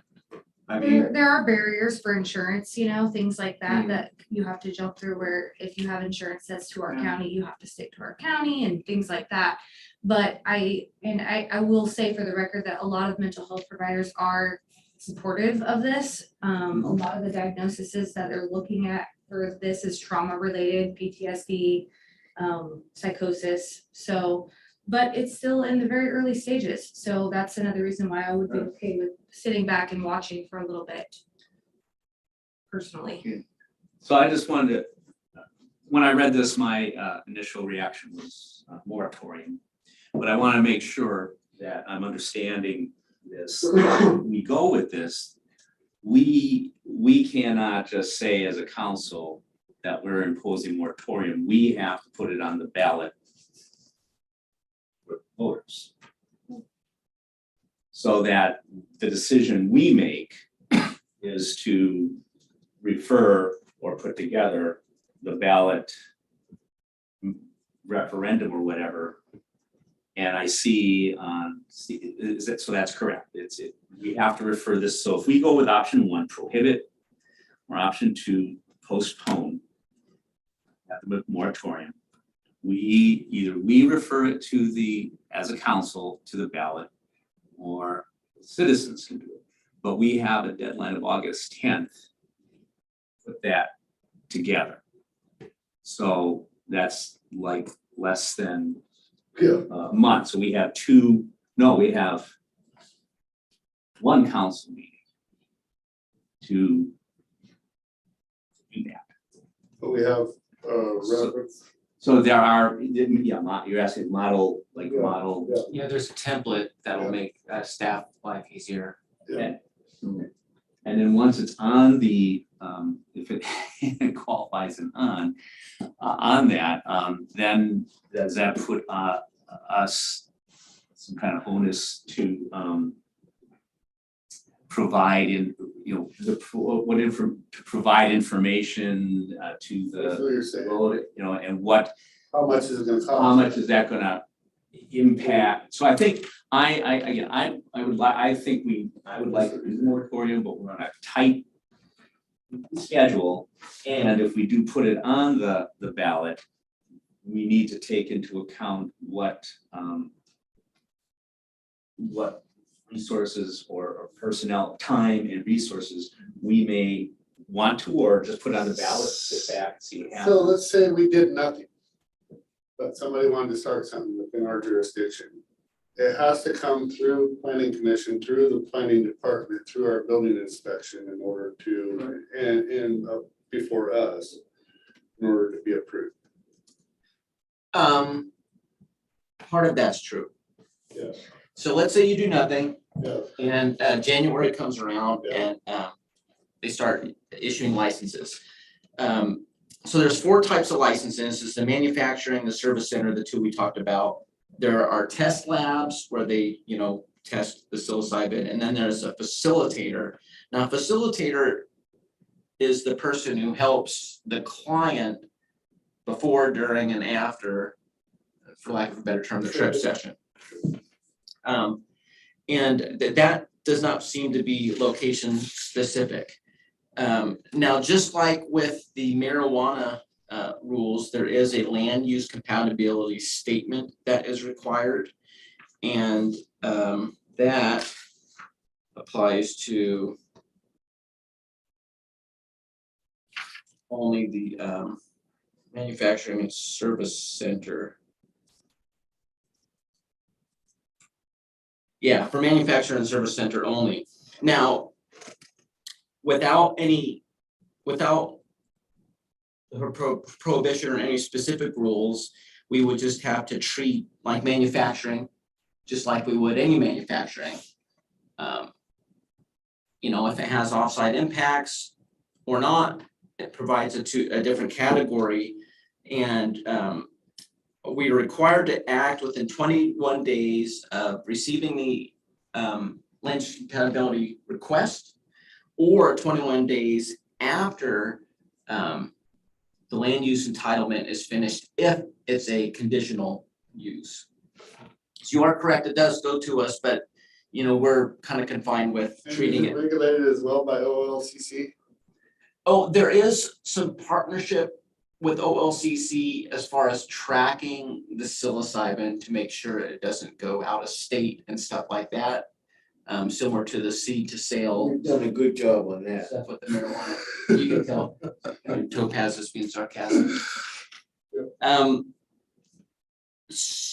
So that's how manufacturing would work. Now, the service center, I guess we would treat that as a clinic. If that's kind of this is weird. Where does this fit? Yeah. Okay, let's look at 2 things on this. Do we have any medical expertise to know how we should design a service center? Defibrillators, oxygen, whatever. Well, that's gonna be up to the Oregon Health. I was gonna say, that's not I us. mean, in the next 3 weeks, can we go and get a definitive answer on what the design has to have in it?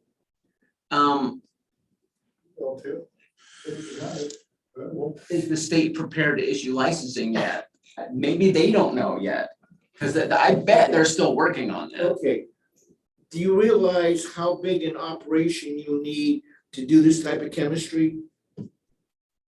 You literally could do this type of stuff in your kitchen. Yeah. Well, one would, but if you were the FDA and you were doing things like estrogen and all, the type of barriers you need so it doesn't sneak out in your respiratory system is incredible. Do we have anybody in the state that can qualify that?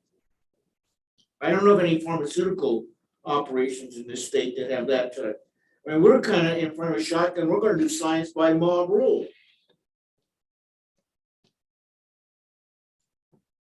I'm not disagreeing with you. One of the weird things, they will get some very deadly chemicals. There are companies that make flavors, smell like oranges or whatever. 0.5% in the wrong bound will make it some neurotoxins. It's that type of compound, and why we're given a job of trying to regulate something like that with no backup is incredible. No, I agree. So I with wanna bounce back to what Councilor Berkeley was kind of addressing, which is, so this needs to go on the ballot, right? Is what we're saying? Option 1 and 2, yes. Okay. So either way, we have to, it sounds like we're moving towards putting it on the ballot and setting it up for some feedback from community. We have Ed Trumke on, is he available to? Well, Matthew's here. Matthew? He referred he said Ed's memo lays things out. If you want to talk to him. You want to talk? Sure. Jacob, does the state have a medical, chemical officer? Don't know. Well, once upon a time, we had, chemical warfare stuff over at Hermiston, right? Didn't we the state supplied the know-how to make sure that was safe? Was that all done by the Army? I bet if I work for Hermiston or that county, I may know, but I don't. Okay, I wanna refer to Matthew. Hey, Matthew, what if we did nothing approach? What's the harm in doing nothing right now? And just, if you did nothing and didn't implement any prohibition, either permanently or temporarily, or do any type of restriction, it would just allow these types of facilities to operate come January of next year. if they met the criteria. Correct. You're given by the state, though, not by us. Well, but they have to meet building code, planning, all that. Yeah, I just, I mean, you're looking at a campaign that's probably gonna be what, 100 grand? Close to, by the time you put it out, or no? How much are we talking to put it on the ballot? I don't know if there's any cost. That's what I was like, Not for the general election. Yeah, I mean, it wouldn't cost. All right, let's do it. That's the beauty of the general election for us, not the county. So would you refer this to using it, what Ed has submitted to us, Trumke? Excuse me, Eric, could you repeat that? Would you just recommend that we use what Ed has submitted to us? Model? cities template? Well, yeah, so Mr. Chomsky provided a memo outlining what the measures were, the overview of the law, and then what the options would be for the city, for council to decide. If it decides to do a prohibition, whether that is permanent or temporary, the League of Oregon Cities has some templates that we could use to create those documents. And we'd be able to provide those back in time. It would have to, there's a quick turnaround on this. And, I think it's August 10th is when these must be placed on the ballot. So, the next meeting would be August 3rd. So, understandably, these are tight windows. We're all the cities are kind of in the same situation right now. But we would, upon your council's direction or insight, we would provide those and have everything ready to go for that next meeting. Well, I think that's what I hear everybody say, is they would like.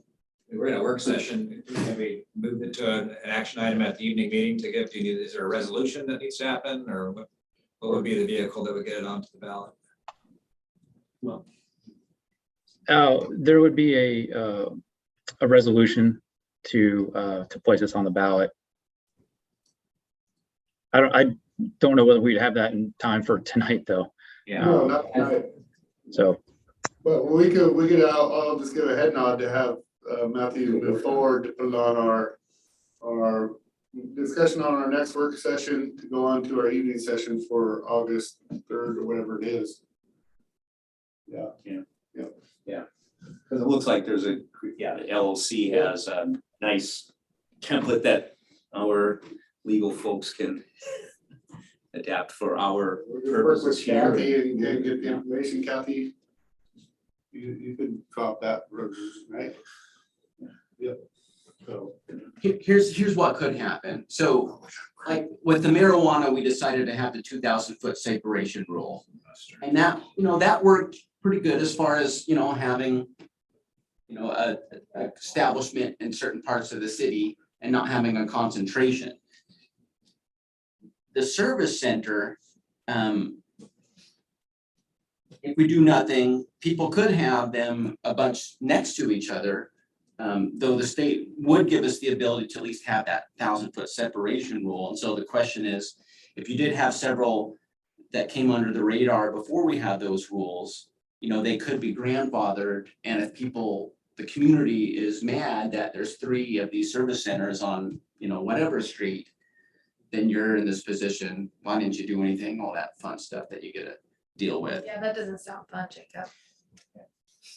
That's the beauty of putting some time to let.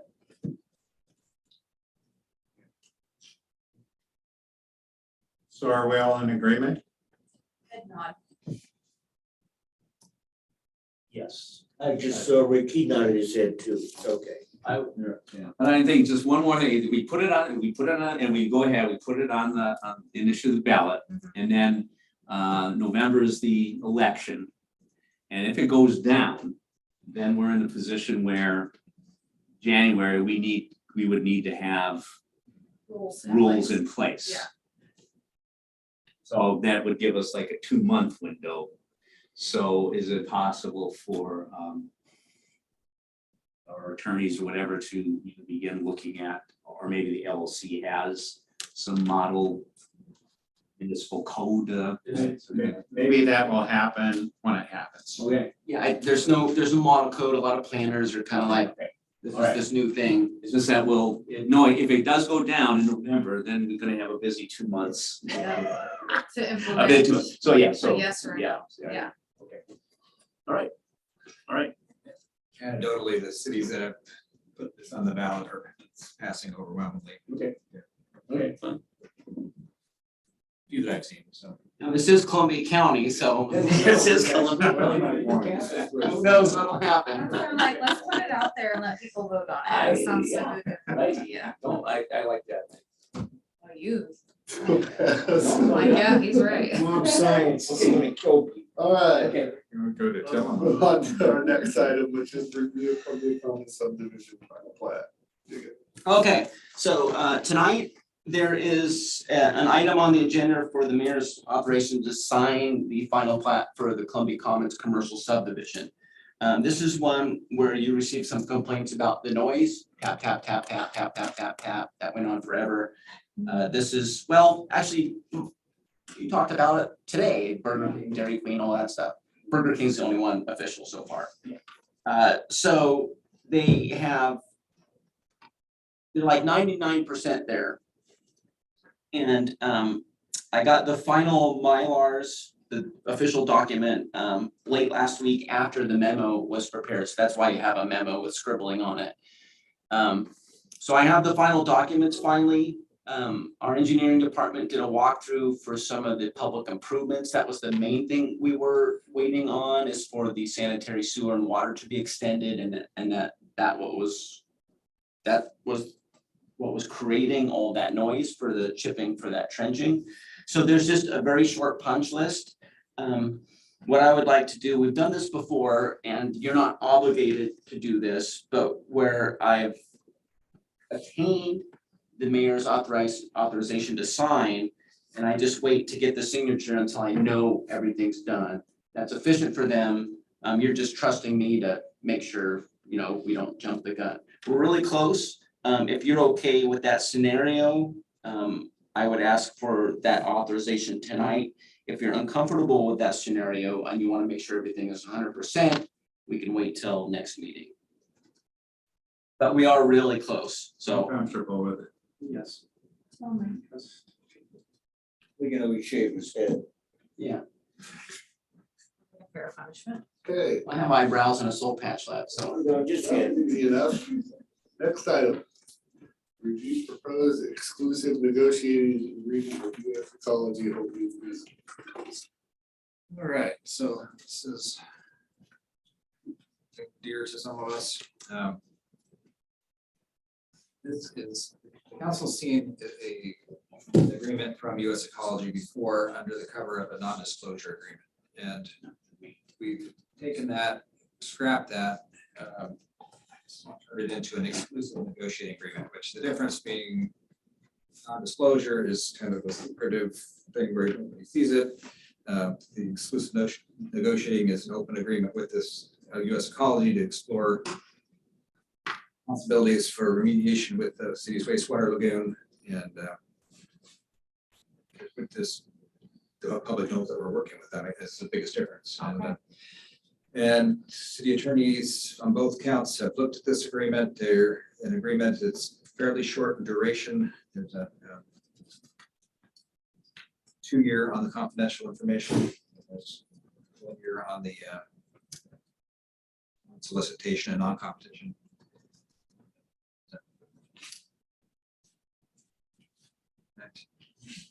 I have David Rubino today, but talk about this, but I think he's Bill was. I think this whole thing ought to be scrapped. We had an executive meeting that was proved not to be an executive meeting with this company. In fact, there's a case. Have you proven that? Yes, Has the state proven that? Has the Uh, state proven that? Wait a minute. The case number is two. You're talking about a case that I am in reference to that is still in limbo. You're wrong. No, it is an active You are absolutely investigation. wrong. The hearing is set for An investigation does not November. mean that it has been founded. This is, Councilor Lopez. this is 22-027. I would ask you to correct yourself. No, I checked with my attorney Your this attorney week. is wrong. I have paperwork proving your attorney wrong from the state. That's, Have your attorney call me personally I will. because he's slandering me. no. Yes, he is.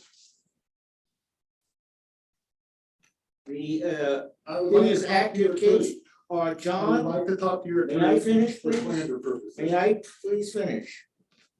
John had a interview with the ethics board and so did our attorney.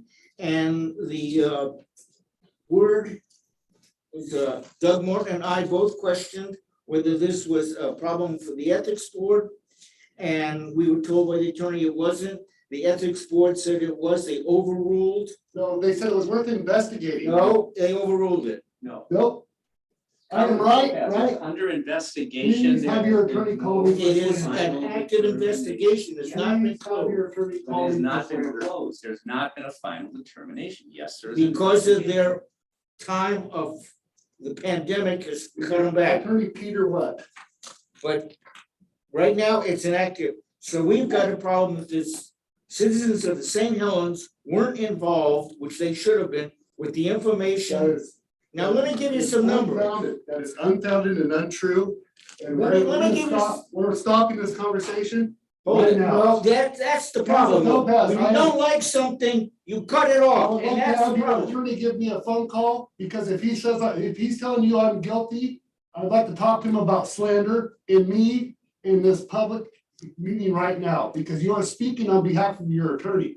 And I'm trying to stop this conversation. Well, and let save you from me yourself. tell you what, Maybe you can ask your attorney if I'm wrong in cutting you off. let's No.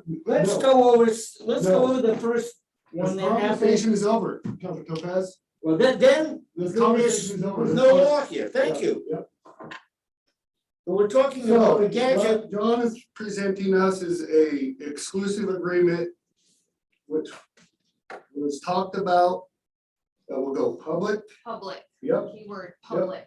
Unfortunately, that So- says the project is going forward and the project should not go forward until we get all the data back from Mole Forster. There's a second one that Mole Forster should be doing now on that lagoon. Councilor Topaz, this has nothing to do with that. It sure does. Okay, so then And it your sure ethics does complaint- has to do So does with, your ethics complaint have to go with that because you don't agree with this project? we have a problem Wait a with, minute, I'm asking you a question. I'm listening. okay, Because I'd say it does, and I've told the ethics commission on our last meeting that that's the reason, and I did it publicly. And I am speaking publicly right now, and I'd like this recording, That's this correct. video that's as correct, proof and submitted to the ethics commission. that's So good, I need this public. that's chunk of correct, our I meeting. agree with that, So I can absolutely. give my attorney, because his attorney is slandering me as well. Saying I am guilty. I haven't said a But thing I You don't about just it. did. understand, Counselor Topaz, as you have said time and time again that we need to address the lagoon. We are doing that. No, We're you're not. trying to do that right now, and you're stopping us. You've got a number of problems. Do you want the lagoon to be cleaned? Because the way that it sounds like right now is that you do not care about the lagoon being cleaned. Instead, you only care about complaining about it not being done. 'Cause May we're I trying to finish, move forward please? with it. May I finish? Right now, that lagoon was a levee put around a river level body of water. That levee is, got some construction problems in long term.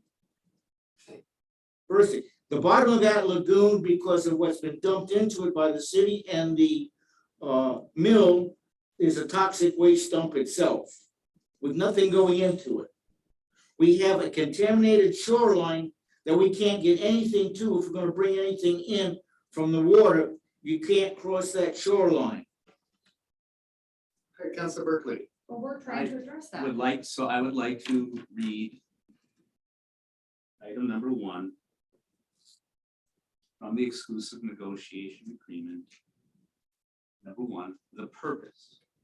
Counselor Topaz, at least in my, that, and as Counselor Chilton was raising, that this is what we're trying to, the purpose of this agreement is to negotiate and define the conditions under which the parties will enter into a potential business transaction between the city and USE or one of USE's affiliates in connection with analysis, planning, scoping, permitting, construction, leasing, operating, and remediation, and all other activities related to the transition of one or more of the city's wastewater lagoons or other property to an operating treatment, storage, and or disposal facility, and the associated long-term management and closure of the facility and property.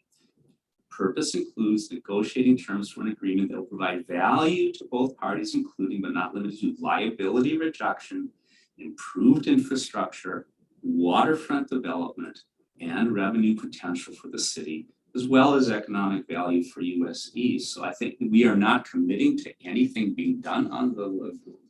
We are committing to examining, I believe, these issues that you have raised about the contamination and stuff. So my understanding, the purpose of this is to address those issues, the issues that I believe you have a legitimate concern, and I hope to, that we need to assure the citizens. So anyway, that's what I understand the purpose is. So We have two rules from old boys to go. I'd like to speak. Council Topaz, please. Do not interrupt me. I am the mayor. I run this meeting. Yes. And I was speaking, and you just continue to try to overtalk me. I would agree with Councilor Berkeley's assessment, but you like to mix things in to where you are trying to say that we are guilty and hiding stuff like we are doing a conspiracy theory, which is unfounded and untrue. And I know in my heart, and you know as well, because you sat in on that meeting, nobody was trying to hide anything. But now that you've stated and you and your attorney are slandering me that I'm guilty of this, and you probably already have been, and you did it publicly. Now I'm going to fight. Yes, so that being said, we're gonna move on to our. No, I want you to talk about what they hid. No. You just said that they No, didn't no, hide but- anything. No, They did hide a lot. I'm not saying that anybody hid anything. Well, I'm saying they did. So, well, you can And say, you you And can. in fact, you this can have your day in information, court. and this You information can have your came, day in court. this information came, November, no, this information came November, when we were It's the having date. this in November is the date. 2019. The information came in 2019. So here's They've what been we got. covering up.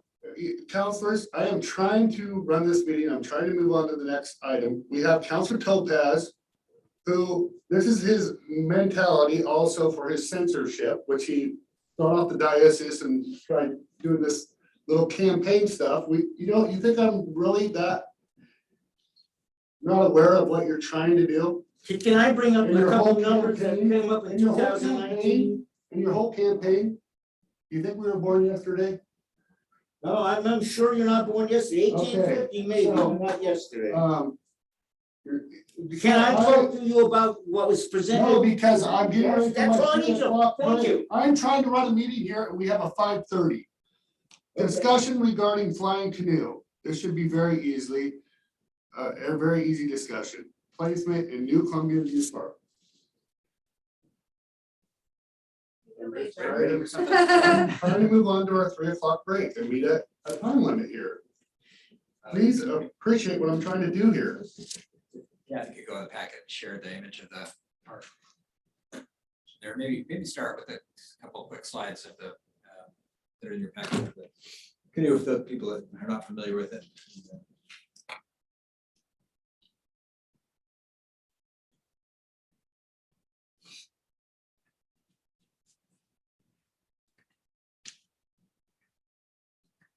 All right, that is the close to 60% design of Columbia View Park and the Riverwalk. Designed to see the stage and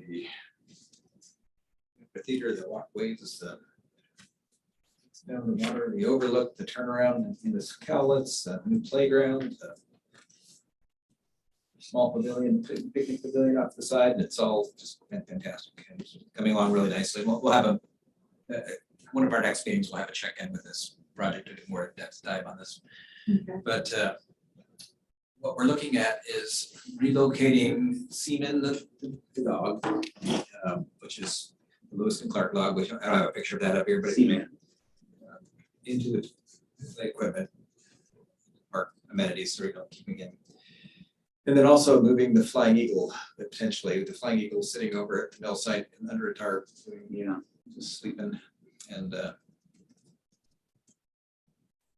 putting it into use is going to be a couple of options are there. I guess I won't maybe boil it down to just 2 or 3. It's one to not do anything with it. I think it's probably the first one. Second one is putting it somewhere that would be more of an active play. Play people will be able to interface and get it to do things. And third, more of a it's more of a public art installation where it's not quite as accessible for people to carve on it and do and play on it, get in it. And then that's exactly how we do those 3 of those things. But Jenny and the architects were out at the site last week and kind of toured around, had some ideas and thoughts to share. And maybe if she wants to. Would this be undercover? Will be however you want it to be. I think a little A-frame over it would be nice. I just want to keep the rain out of it. That's. Or it's sitting on the ground and kids are playing in it all the time. No, I think. The water is gonna fill up. I let the kids play in it, but just to cover over the top of it. I think that's essential. I like the idea of kids being able to play in it, but covering it sounds more practical for keeping it in good shape for a while. Probably, but. So you have a high cover and the kids climbing under it. When that was in the library, there were kids on that. Yep. Continually to be where it became problematic with, so, no, not problematic in a park, but problematic in the library in many ways. And it finally moved out, but it's moved into a shed. My concern is the maintenance and the that would traditionally fall under Public Works. But we had an Arts and Cultural Commission, and we had a person who was on a committee that did inventory and reported to the council what needed work, what didn't need work. And parks people or Public Works would help out on that kind of work that needed to keep some of the art objects in our city clean and keep them and also maintaining some of the products that are made of wood and that kind of thing that could rot. And it was, so I think we need to really kind of look at if we put that in the park, who is going to maintain it, how they're going to maintain it, and what's the best way to keep something viable and sustainable for a long period of time. I would just like to refer to Jenny because she's been working with Mayor Reed and probably had some discussion on this too. Yeah, I mean, we're wrestling with the same exact things and we don't have solutions to all of it. I think the main thing we want to know from council is, are we comfortable we're trying to come up with a way to either present it as an art piece. And maybe that requires coating it. We've talked about different coats for things that are wood, for weather resistance and, graffiti. So you can just wash graffiti off. We're concerned about etching because it's wood. You can easily kind of scratch names into it. Right. There's ways that we could design it so that it's elevated or maybe in a planter so that etching on it becomes a little bit more difficult.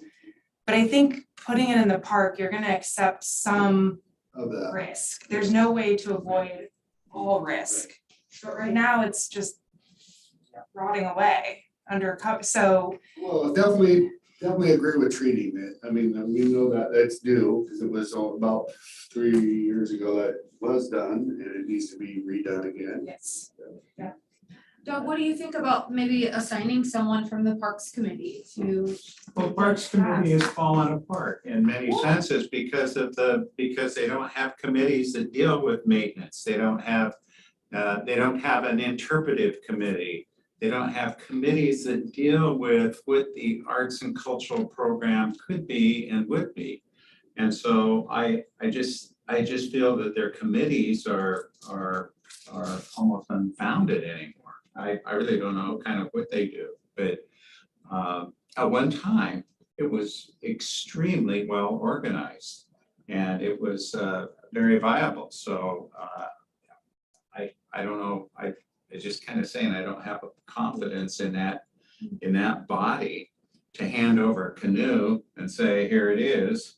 And then they might be here today and gone tomorrow. I have no idea, but maybe John can. You said parks. Yeah. I think you meant arts. Yes. That's why I was Right. Everybody's looking like I was that. shocked. Parks is such a healthy Yeah. committee. So we messed up. That was just a. Okay, yeah, it's not sorry, Parks. just a mess up. Sorry. Yes. Well, and I see what you were thinking, but that's what I was thinking that. Sorry. Everybody's looking and going, wait a minute.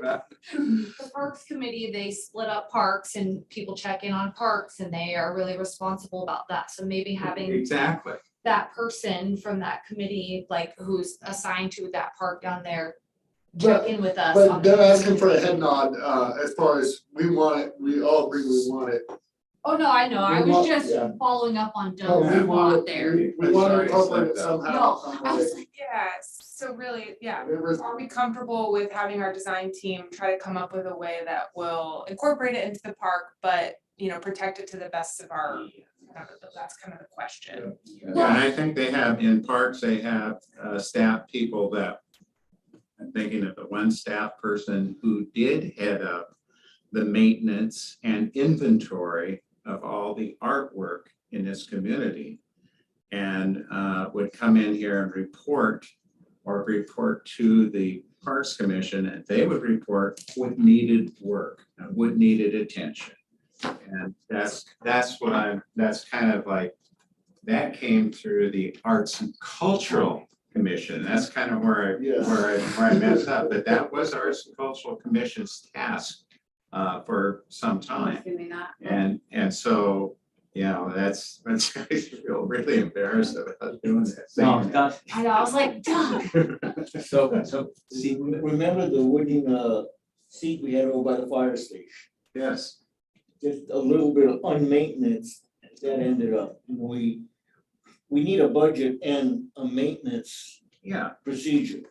And you know what that person would do? He would try to find some kind of estimate on work that needed to be done. And for the most part, it was our public works crew at that time doing the maintenance and or citizens in the community who are volunteering, and some people out of the Arts and Cultural Commission. So it was that's what needs to happen when we move forward with this canoe, which is vulnerable as all can be. I think if to carving, marking up and that kind of thing. So it's gonna be tricky. You're gonna see, I know John has a comment and was wanting to get in here, so I'm sitting next to him and, it wasn't burning, I just, the direction we're looking for is it art. The presumption is it a play equipment or is it a piece of art? And if it's play equipment, it's gonna be on the ground, it's probably gonna be heavily used and super popular. And it's gonna have some. And it's gonna get wrecked over a while. And you know, to be honest with you, that's kind of where I'm leaning towards. I don't know if we should put it up and on display.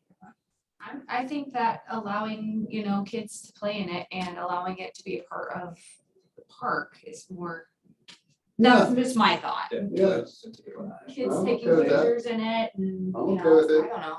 I think that's It'll what last for a people while. want to get in it, Yeah. even if we did elevate it, so go ahead. Yeah, no, I agree, kids and being a kid who was in it a few years ago. Well, that's right.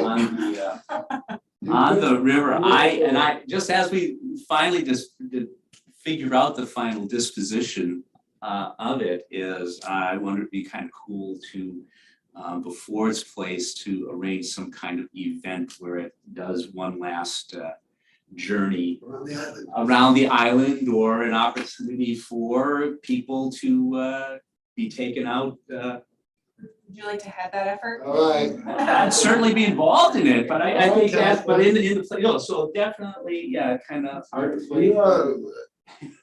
having a baby, but I think we should all, well, you, by then, you already be. Yeah, don't steal my thunder for my report later. We made that here, right? Yes. I would like to see it in Yes. as play equipment. Yeah. I think it would be fun and. And children, Don't worry about that. Yeah, children help But make we it. have a good one and the one we're making. you know, like, that's fun. Yeah, at Okay. some, And active. something at some point, it probably will. No, what I'm saying is, you have this one on display that people can get in and out, but we're gonna wear it out. Hey, But Seaman as a has lasted a community, long we have time, an lots of kids active- sit on that Build thing. another one. Okay, so we want interactive, you know that, so, yes, so let's go ahead, John, I'm gonna go ahead and put you on and let you do your report as well. Pretty sure that's. Yeah. Got a fair amount there. Do you want to do Yeah, that? so let's do a break then, Keith. Yep. All right, 10-minute break.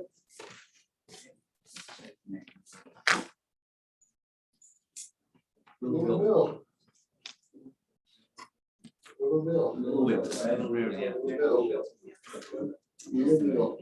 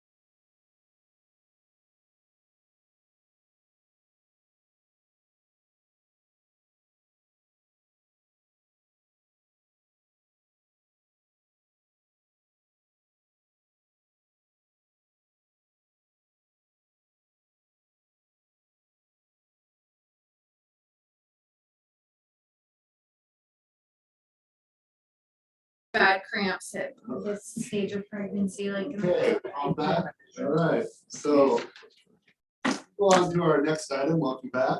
And go on to our next item, which is a report from our city administrator, John Mull. All right, thank you, Mayor. Yep. So lots happening. It's been over a month since we had a meeting, so there's a few things to catch up on here. But I wanted to start with the regular session agenda tonight and any questions you might have as far as the resolution, council, and support of assisted housing programs. That is about the closeout of the community development block grant to the food bank. That's nothing more than that. That's one of the required to get us to close out. And it's really, that project's just about done. So great. And also the carbon recycling rates we talked about earlier. Comment. And then on the ward bid for contract, I wanted to,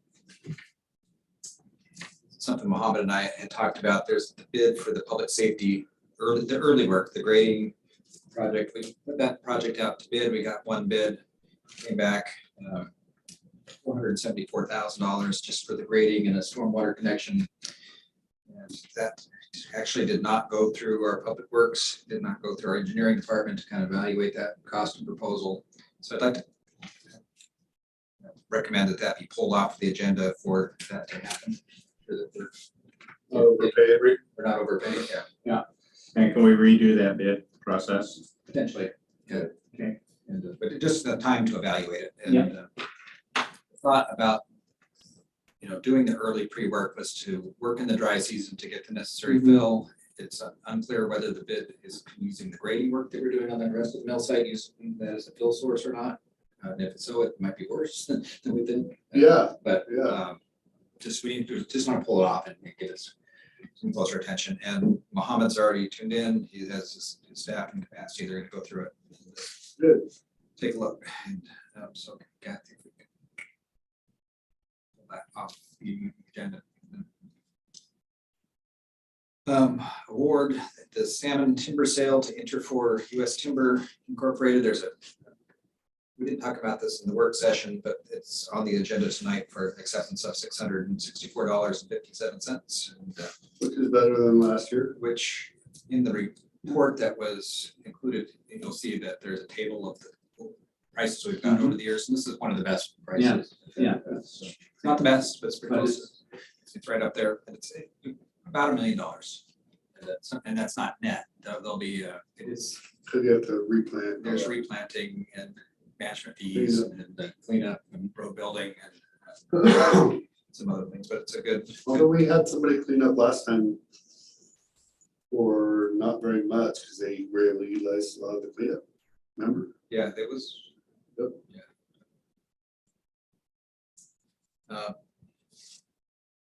And again, the exclusive negotiating agreement with US Ecology is on the agenda as well, but along with the other things there, I think those are the highlights that might draw some attention.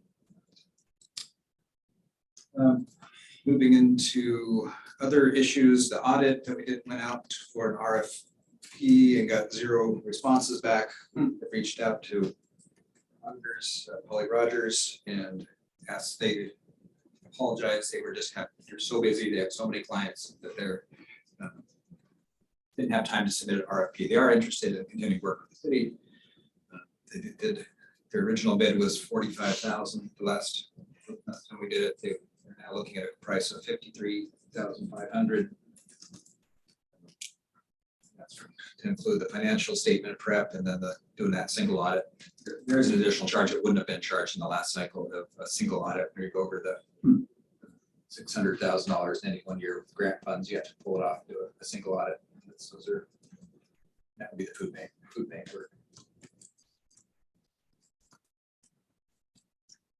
So I guess there'd be some direction on that, whether you want to bring back a personal services agreement with Polly Rogers, amending their contract to get audits about that time of year to get started on it. And then many communities out there are still working on last year's audit. Everybody's so far behind and having trouble with this issue, so it's something we don't want to put off too long. So. So any direction there? I think we should went forward with getting a personal agreement with Paul Rogers that we're already in. So I'll reach out to them and get that rolling. How are the other orders, they in the same condition? I mean, theoretically, there are other orders out there. Yeah, they did. Anecdotally, that yes, Everybody's up to their, so. what I hear from other communities. Yeah, our timber bid was $12 more than our last bid, so that was good. The coal pack was successful, Columbia Pacific Lights. Economic Development, Tri-County Region, successful in getting a makerspace grant. It's a planning grant, so they're targeting some of those resources towards St. Helens and their makerspace, trying to find a way to get the resources to continue the program. Really, it's a lot of success. The makerspace is wonderful. Everybody sees it as this feeder to bigger, better things, through the education system and into the OMIC and all goes up. So it's we're happy to see that. Yeah.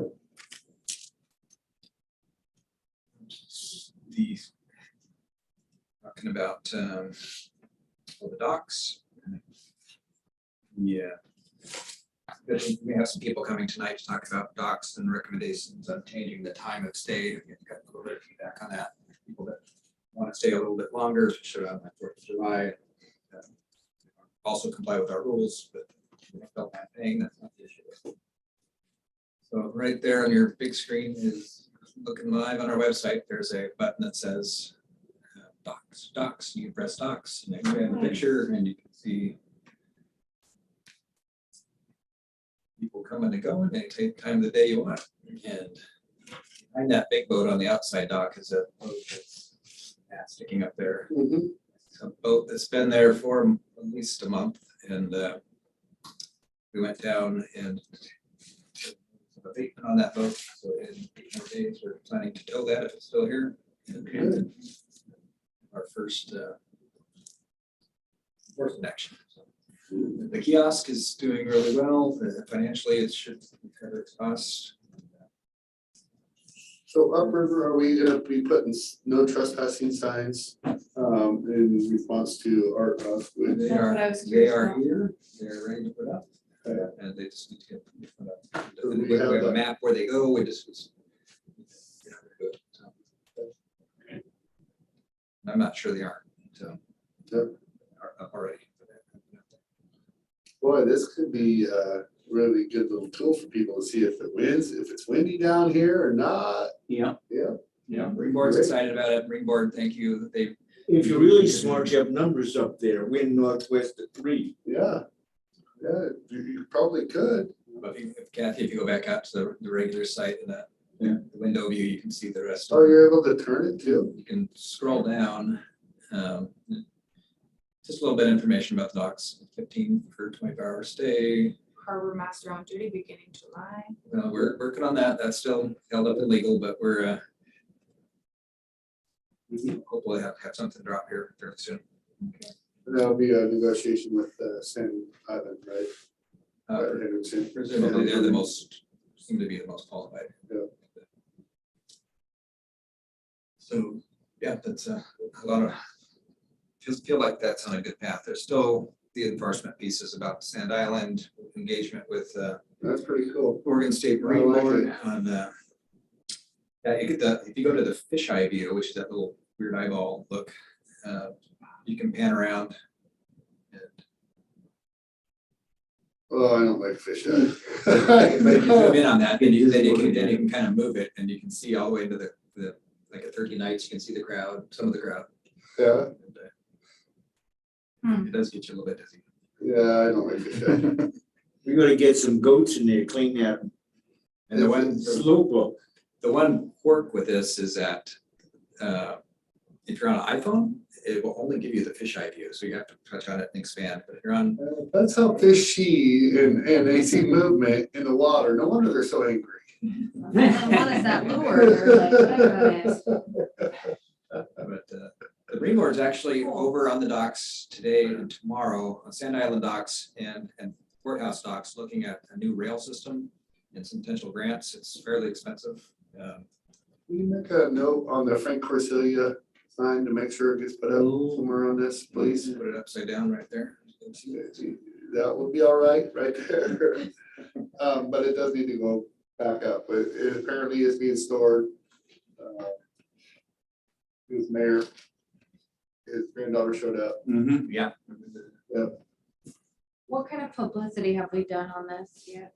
Well, it's on our front page of our website, and we've done a press release. Okay. And it's been pretty well communicated to the Columbia River Yachting Association. There'll probably be some people here tonight talking about this day, and generally support of what we're doing out here. A little more resistance on the stepping it up on the enforcement, it's the other piece of it. Yeah.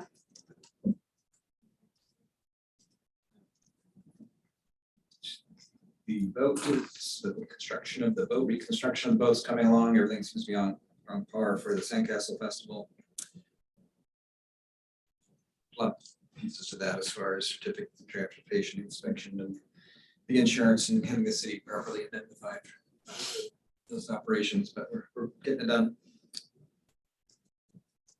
One of the things you'll notice if you look on switching up to Holton area and coming down to downtown is all the tree planters along the way. A lot of those were pretty, last year's heat kind of put one punch, and then a lot of those trees are really scarred. And yeah, we've gone up, and particularly the strain on resources, really hard people. Those waters really challenging of that. So John has gone out, contacted, and Rachel too. We contacted all the businesses that wanted to take care of the trees, manage the trees in front of their business right there. And some of them have taken that and done it. The other ones are just getting watered less frequently as their schedules permit. But some of them were all together just destroyed it that hot day. So that,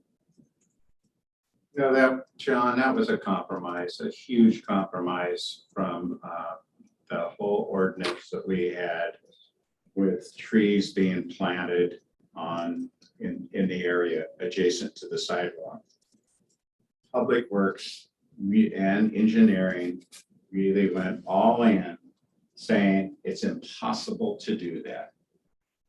And it isn't cost effective. Well, what ends up being is we've got to maintain that now, and that's what isn't cost effective. Digging a hole in certain areas, and I know that there are trees that survive very close to the sidewalk on our right of way, and we have an ordinance. And there was a big, huge argument, and Public Works at that time said, no way we can do this, and engineering said, no, we can't do this. So they opted for the containers, and the containers is, I don't think is basically sustainable. And here it is. We've got a, it's good, not cost effective. And I would like to see us really take a look at that ordinance at some time and actually plant trees. That's what the ordinance says. And those containers went where trees were supposed to go. And I don't know if anyone recalls that or not, but I was right in the middle of it. I don't recall that conversation, but I know there was the Oregonian about a week ago about the loss of tree canopy in Portland, right, and the impact it can have on health and coolness and things like that. So I think, yeah, that should be something maybe to revisit, definitely revisit in terms of what we are doing here in St. Helens to maintain or even increase the tree canopy, both on our public lands and private. Anyway. There were some designs at that time of what Holton would look like with trees. Oh my heavens. Unbelievable, what a difference. And so, I don't know, I think it's sooner or later we've got to embrace that about putting some trees in. And anyone who's put trees in up in Holton, they've all lived. And they're very close to thinking up there by the Kernett's Eye Clinic in that area, down by Wygants on 18th, there's some trees there and along the right side. So I don't quite buy it, and the trees will not live in that environment. Sooner or later, we're gonna have a probably an urban renewal effort to do something like that. I would like to see that. Whether it comes right back onto this council or not, but this council is involved in urban renewal projects, so I'd like to see that at some time move forward. Anyway, that's just my input saying, hey, take a look at this. And yeah, it's going to cost next year and the next year after that, and the next year after that, we're taxing our parks people, and parks are about nature, and it's kind of like, looks kind of like an airport. Yeah, from my perspective, street trees belong in the ground, and then you're never gonna get the canopy out of a planter. And as these, well, the amount of work to do that, it's 2 people, 2 days a week, and it takes, wow, it's a full. Yeah, that's not good use resource. So Yeah, it was literally a lot of these are dead already. But it was literally the 116, 115 Oh my degree God. last year, that was Friday. So if you see those going away, that's why. That's why. Okay. It's Fair Week and tomorrow's fair. And, we're not, staff wanted to approach the council on Citizens Day and have a Citizens Day debrief just on the back logistics. I don't think we have a report ready today. If that could be maybe next meeting. August 3rd, right? Yeah. Next, August 17th. 17th. One after that. We need time to get invoices from businesses and get it all together. Yeah, I mean, it was fantastic event. It just.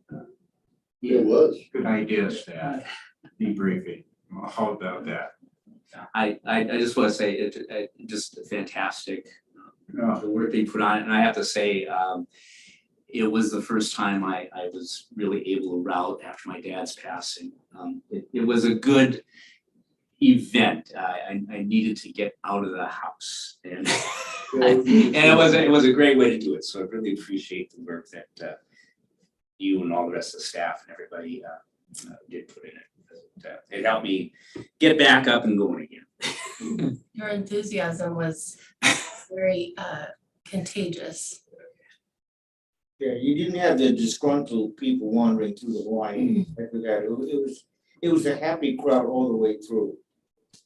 You know, in that same light, I think I would also like to see a debrief on 4th of July and just see like maybe revenues that were brought in and see where we're at as a starting point for next year's fireworks, you know? That was next point on my. Okay. on my list. You were already thinking what I was thinking, because I know that went really well also, so. Don, there's something you gotta do with the county. You gotta get a key to those flag poles so we don't have to do funny things to get into the flag. Because the veterans want to raise and lower the flags. Oh, the big flags? Yeah, and they're locked up. They're a keeper of the keys for those flag poles. The county. Yeah. Well, the veterans gotta go to the county. Yeah, it's I mean, that's gonna be a huge endeavor for the veterans. Over at Veterans Plaza, I can only remember 1 or 2 times out of all the times that plaza's been there to where the flag had been lowered and brought up again without tangling lines and doing all kinds of things, and some guy getting his wrist caught. I can just imagine what could happen on this thing, especially that big flag, It's a win. Small one. oh, just these here you're talking about. You're not talking about the big No, flag. that's a big one, no. Oh, I thought you were talking about the big one. I'm No, sorry. People run up the flag. No. There's just these two here at the end of the closet. Oh, okay. I hear Was you. that an issue? These are locked Was up. that an issue on the 4th, or is that? Yeah. It wasn't until we picked a lock. That's on the record. More, add skills, Same. all right. 13 nights kind of midpoint check-in has been a really good year for 13 nights from my perspective. The crowds have been good. Some challenges with the youth that are seem to be just getting dropped off here and dispersing and causing some havoc, but even that's gotten better over the last few weeks. And hands are good. Come on down, enjoy it. But if it becomes an issue, I think we should publicly put out, a statement from the city saying, please, parents, you may not understand, but I mean, there's been senior citizens pushed down here, lots of fights. Yeah. And it's not so much the event area, it's Just right outside of it. Being around here. But it borders very close to the event area. Right. Yeah. It's a challenge. I'm glad people are enjoying it, but want to make it safe for everybody, enjoyable. Exactly. So on projects, the First and Strand Street Utilities project is out to bid and is bid opening. It's going to be on August 2nd. We had a mandatory pre-bid conference yesterday and 5 contractors. And that's the lift station, roads, road extensions, all of the support area. So Good. that's a pretty good response to this economy, and pretty excited about that. The Riverwalk is still chasing a little bit behind because of the park improvements that you saw today. The park playground added up about a month and a half, kind of moving it, and it's all for the good, right? I think the projects will catch up to each other at some point. And that should be pretty close to ready for bid by the end of, well, you'll have another look at it, 60% and then 90%. And then it'll go to bid documents in late fall sometime. Probably bid this year, which is a good, traditionally a pretty good time to bid. I talked about the early groundwork for the public safety facility. So that one. The work on the central waterfront, 1.9 million that Rachel was helped us secure through the state FEMA feds. There's a work plan that's being developed right now. We'll look at that coming up next couple weeks. So part of that will put a drill rig on a barge inside the lagoon and go out and drill core samples through the lagoon to characterization set and also the rest of the work. How deep are those cores gonna go? Just through the membrane, or are they going all the way down? I'm not sure what I'll let you know when I see it. What's all the way down? Well, the last group are 200 feet below. I believe it's trying to go through refusal. But, I can let you know there. Holy cow, you do got a long list. This last thing. The Growing Real Oregon, the partnership with the Ford Family Foundation. It's a program about supporting local entrepreneurs. We've been working with Main Street, and working with Chamber, working with CSET and others to. It's a really interesting program. Who's going to be the lead of the program? How do we best utilize those funds? There's no real ownership by the city of facilitating this. I didn't feel, but all of those groups felt like it would be the cities would be the best one to take the lead on this, at least for the initial first year of a 3-year commitment. So working to get some contract documents back with folks.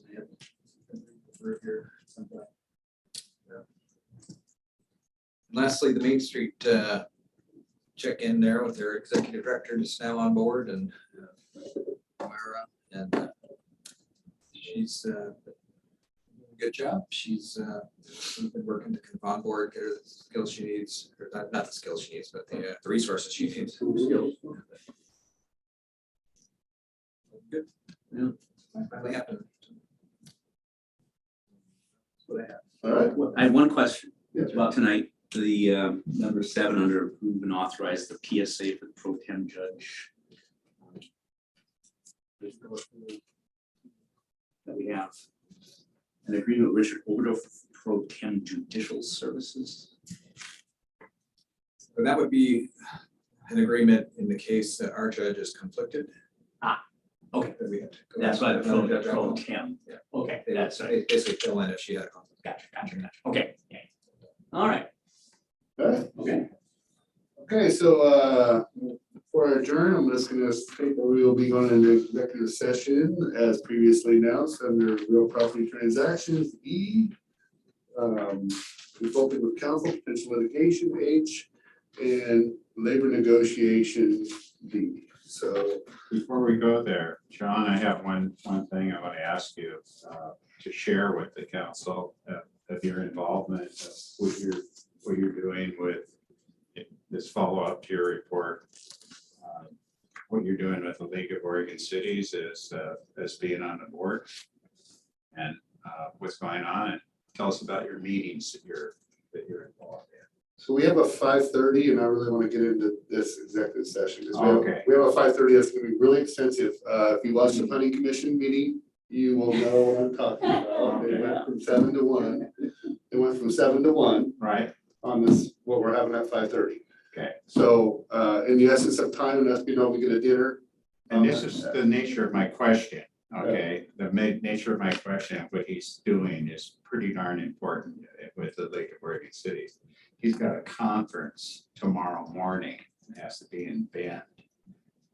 And I was just going to see if we could reprieve him for tonight's session to get out of town and get to Bend. I haven't talked to you about this at all. I think we need to have him here. Okay. Yep. Yeah, well, I'm on the League of Oregon Cities Board and also been doing the strategic planning committee for them doing that work. But this tomorrow, actually today, this morning, the conference started for City Managers Association. I'm also on that board, but that's quite some. Well, good luck getting Yeah, I'm in the dawn hours. We're gonna get in at midnight tonight for day 2 and 3 of the conference. Okay. And that's fine. Okay, Sport, so John. like I said, we're gonna be going into executive session as I was previously announced. With that, we are adjourned.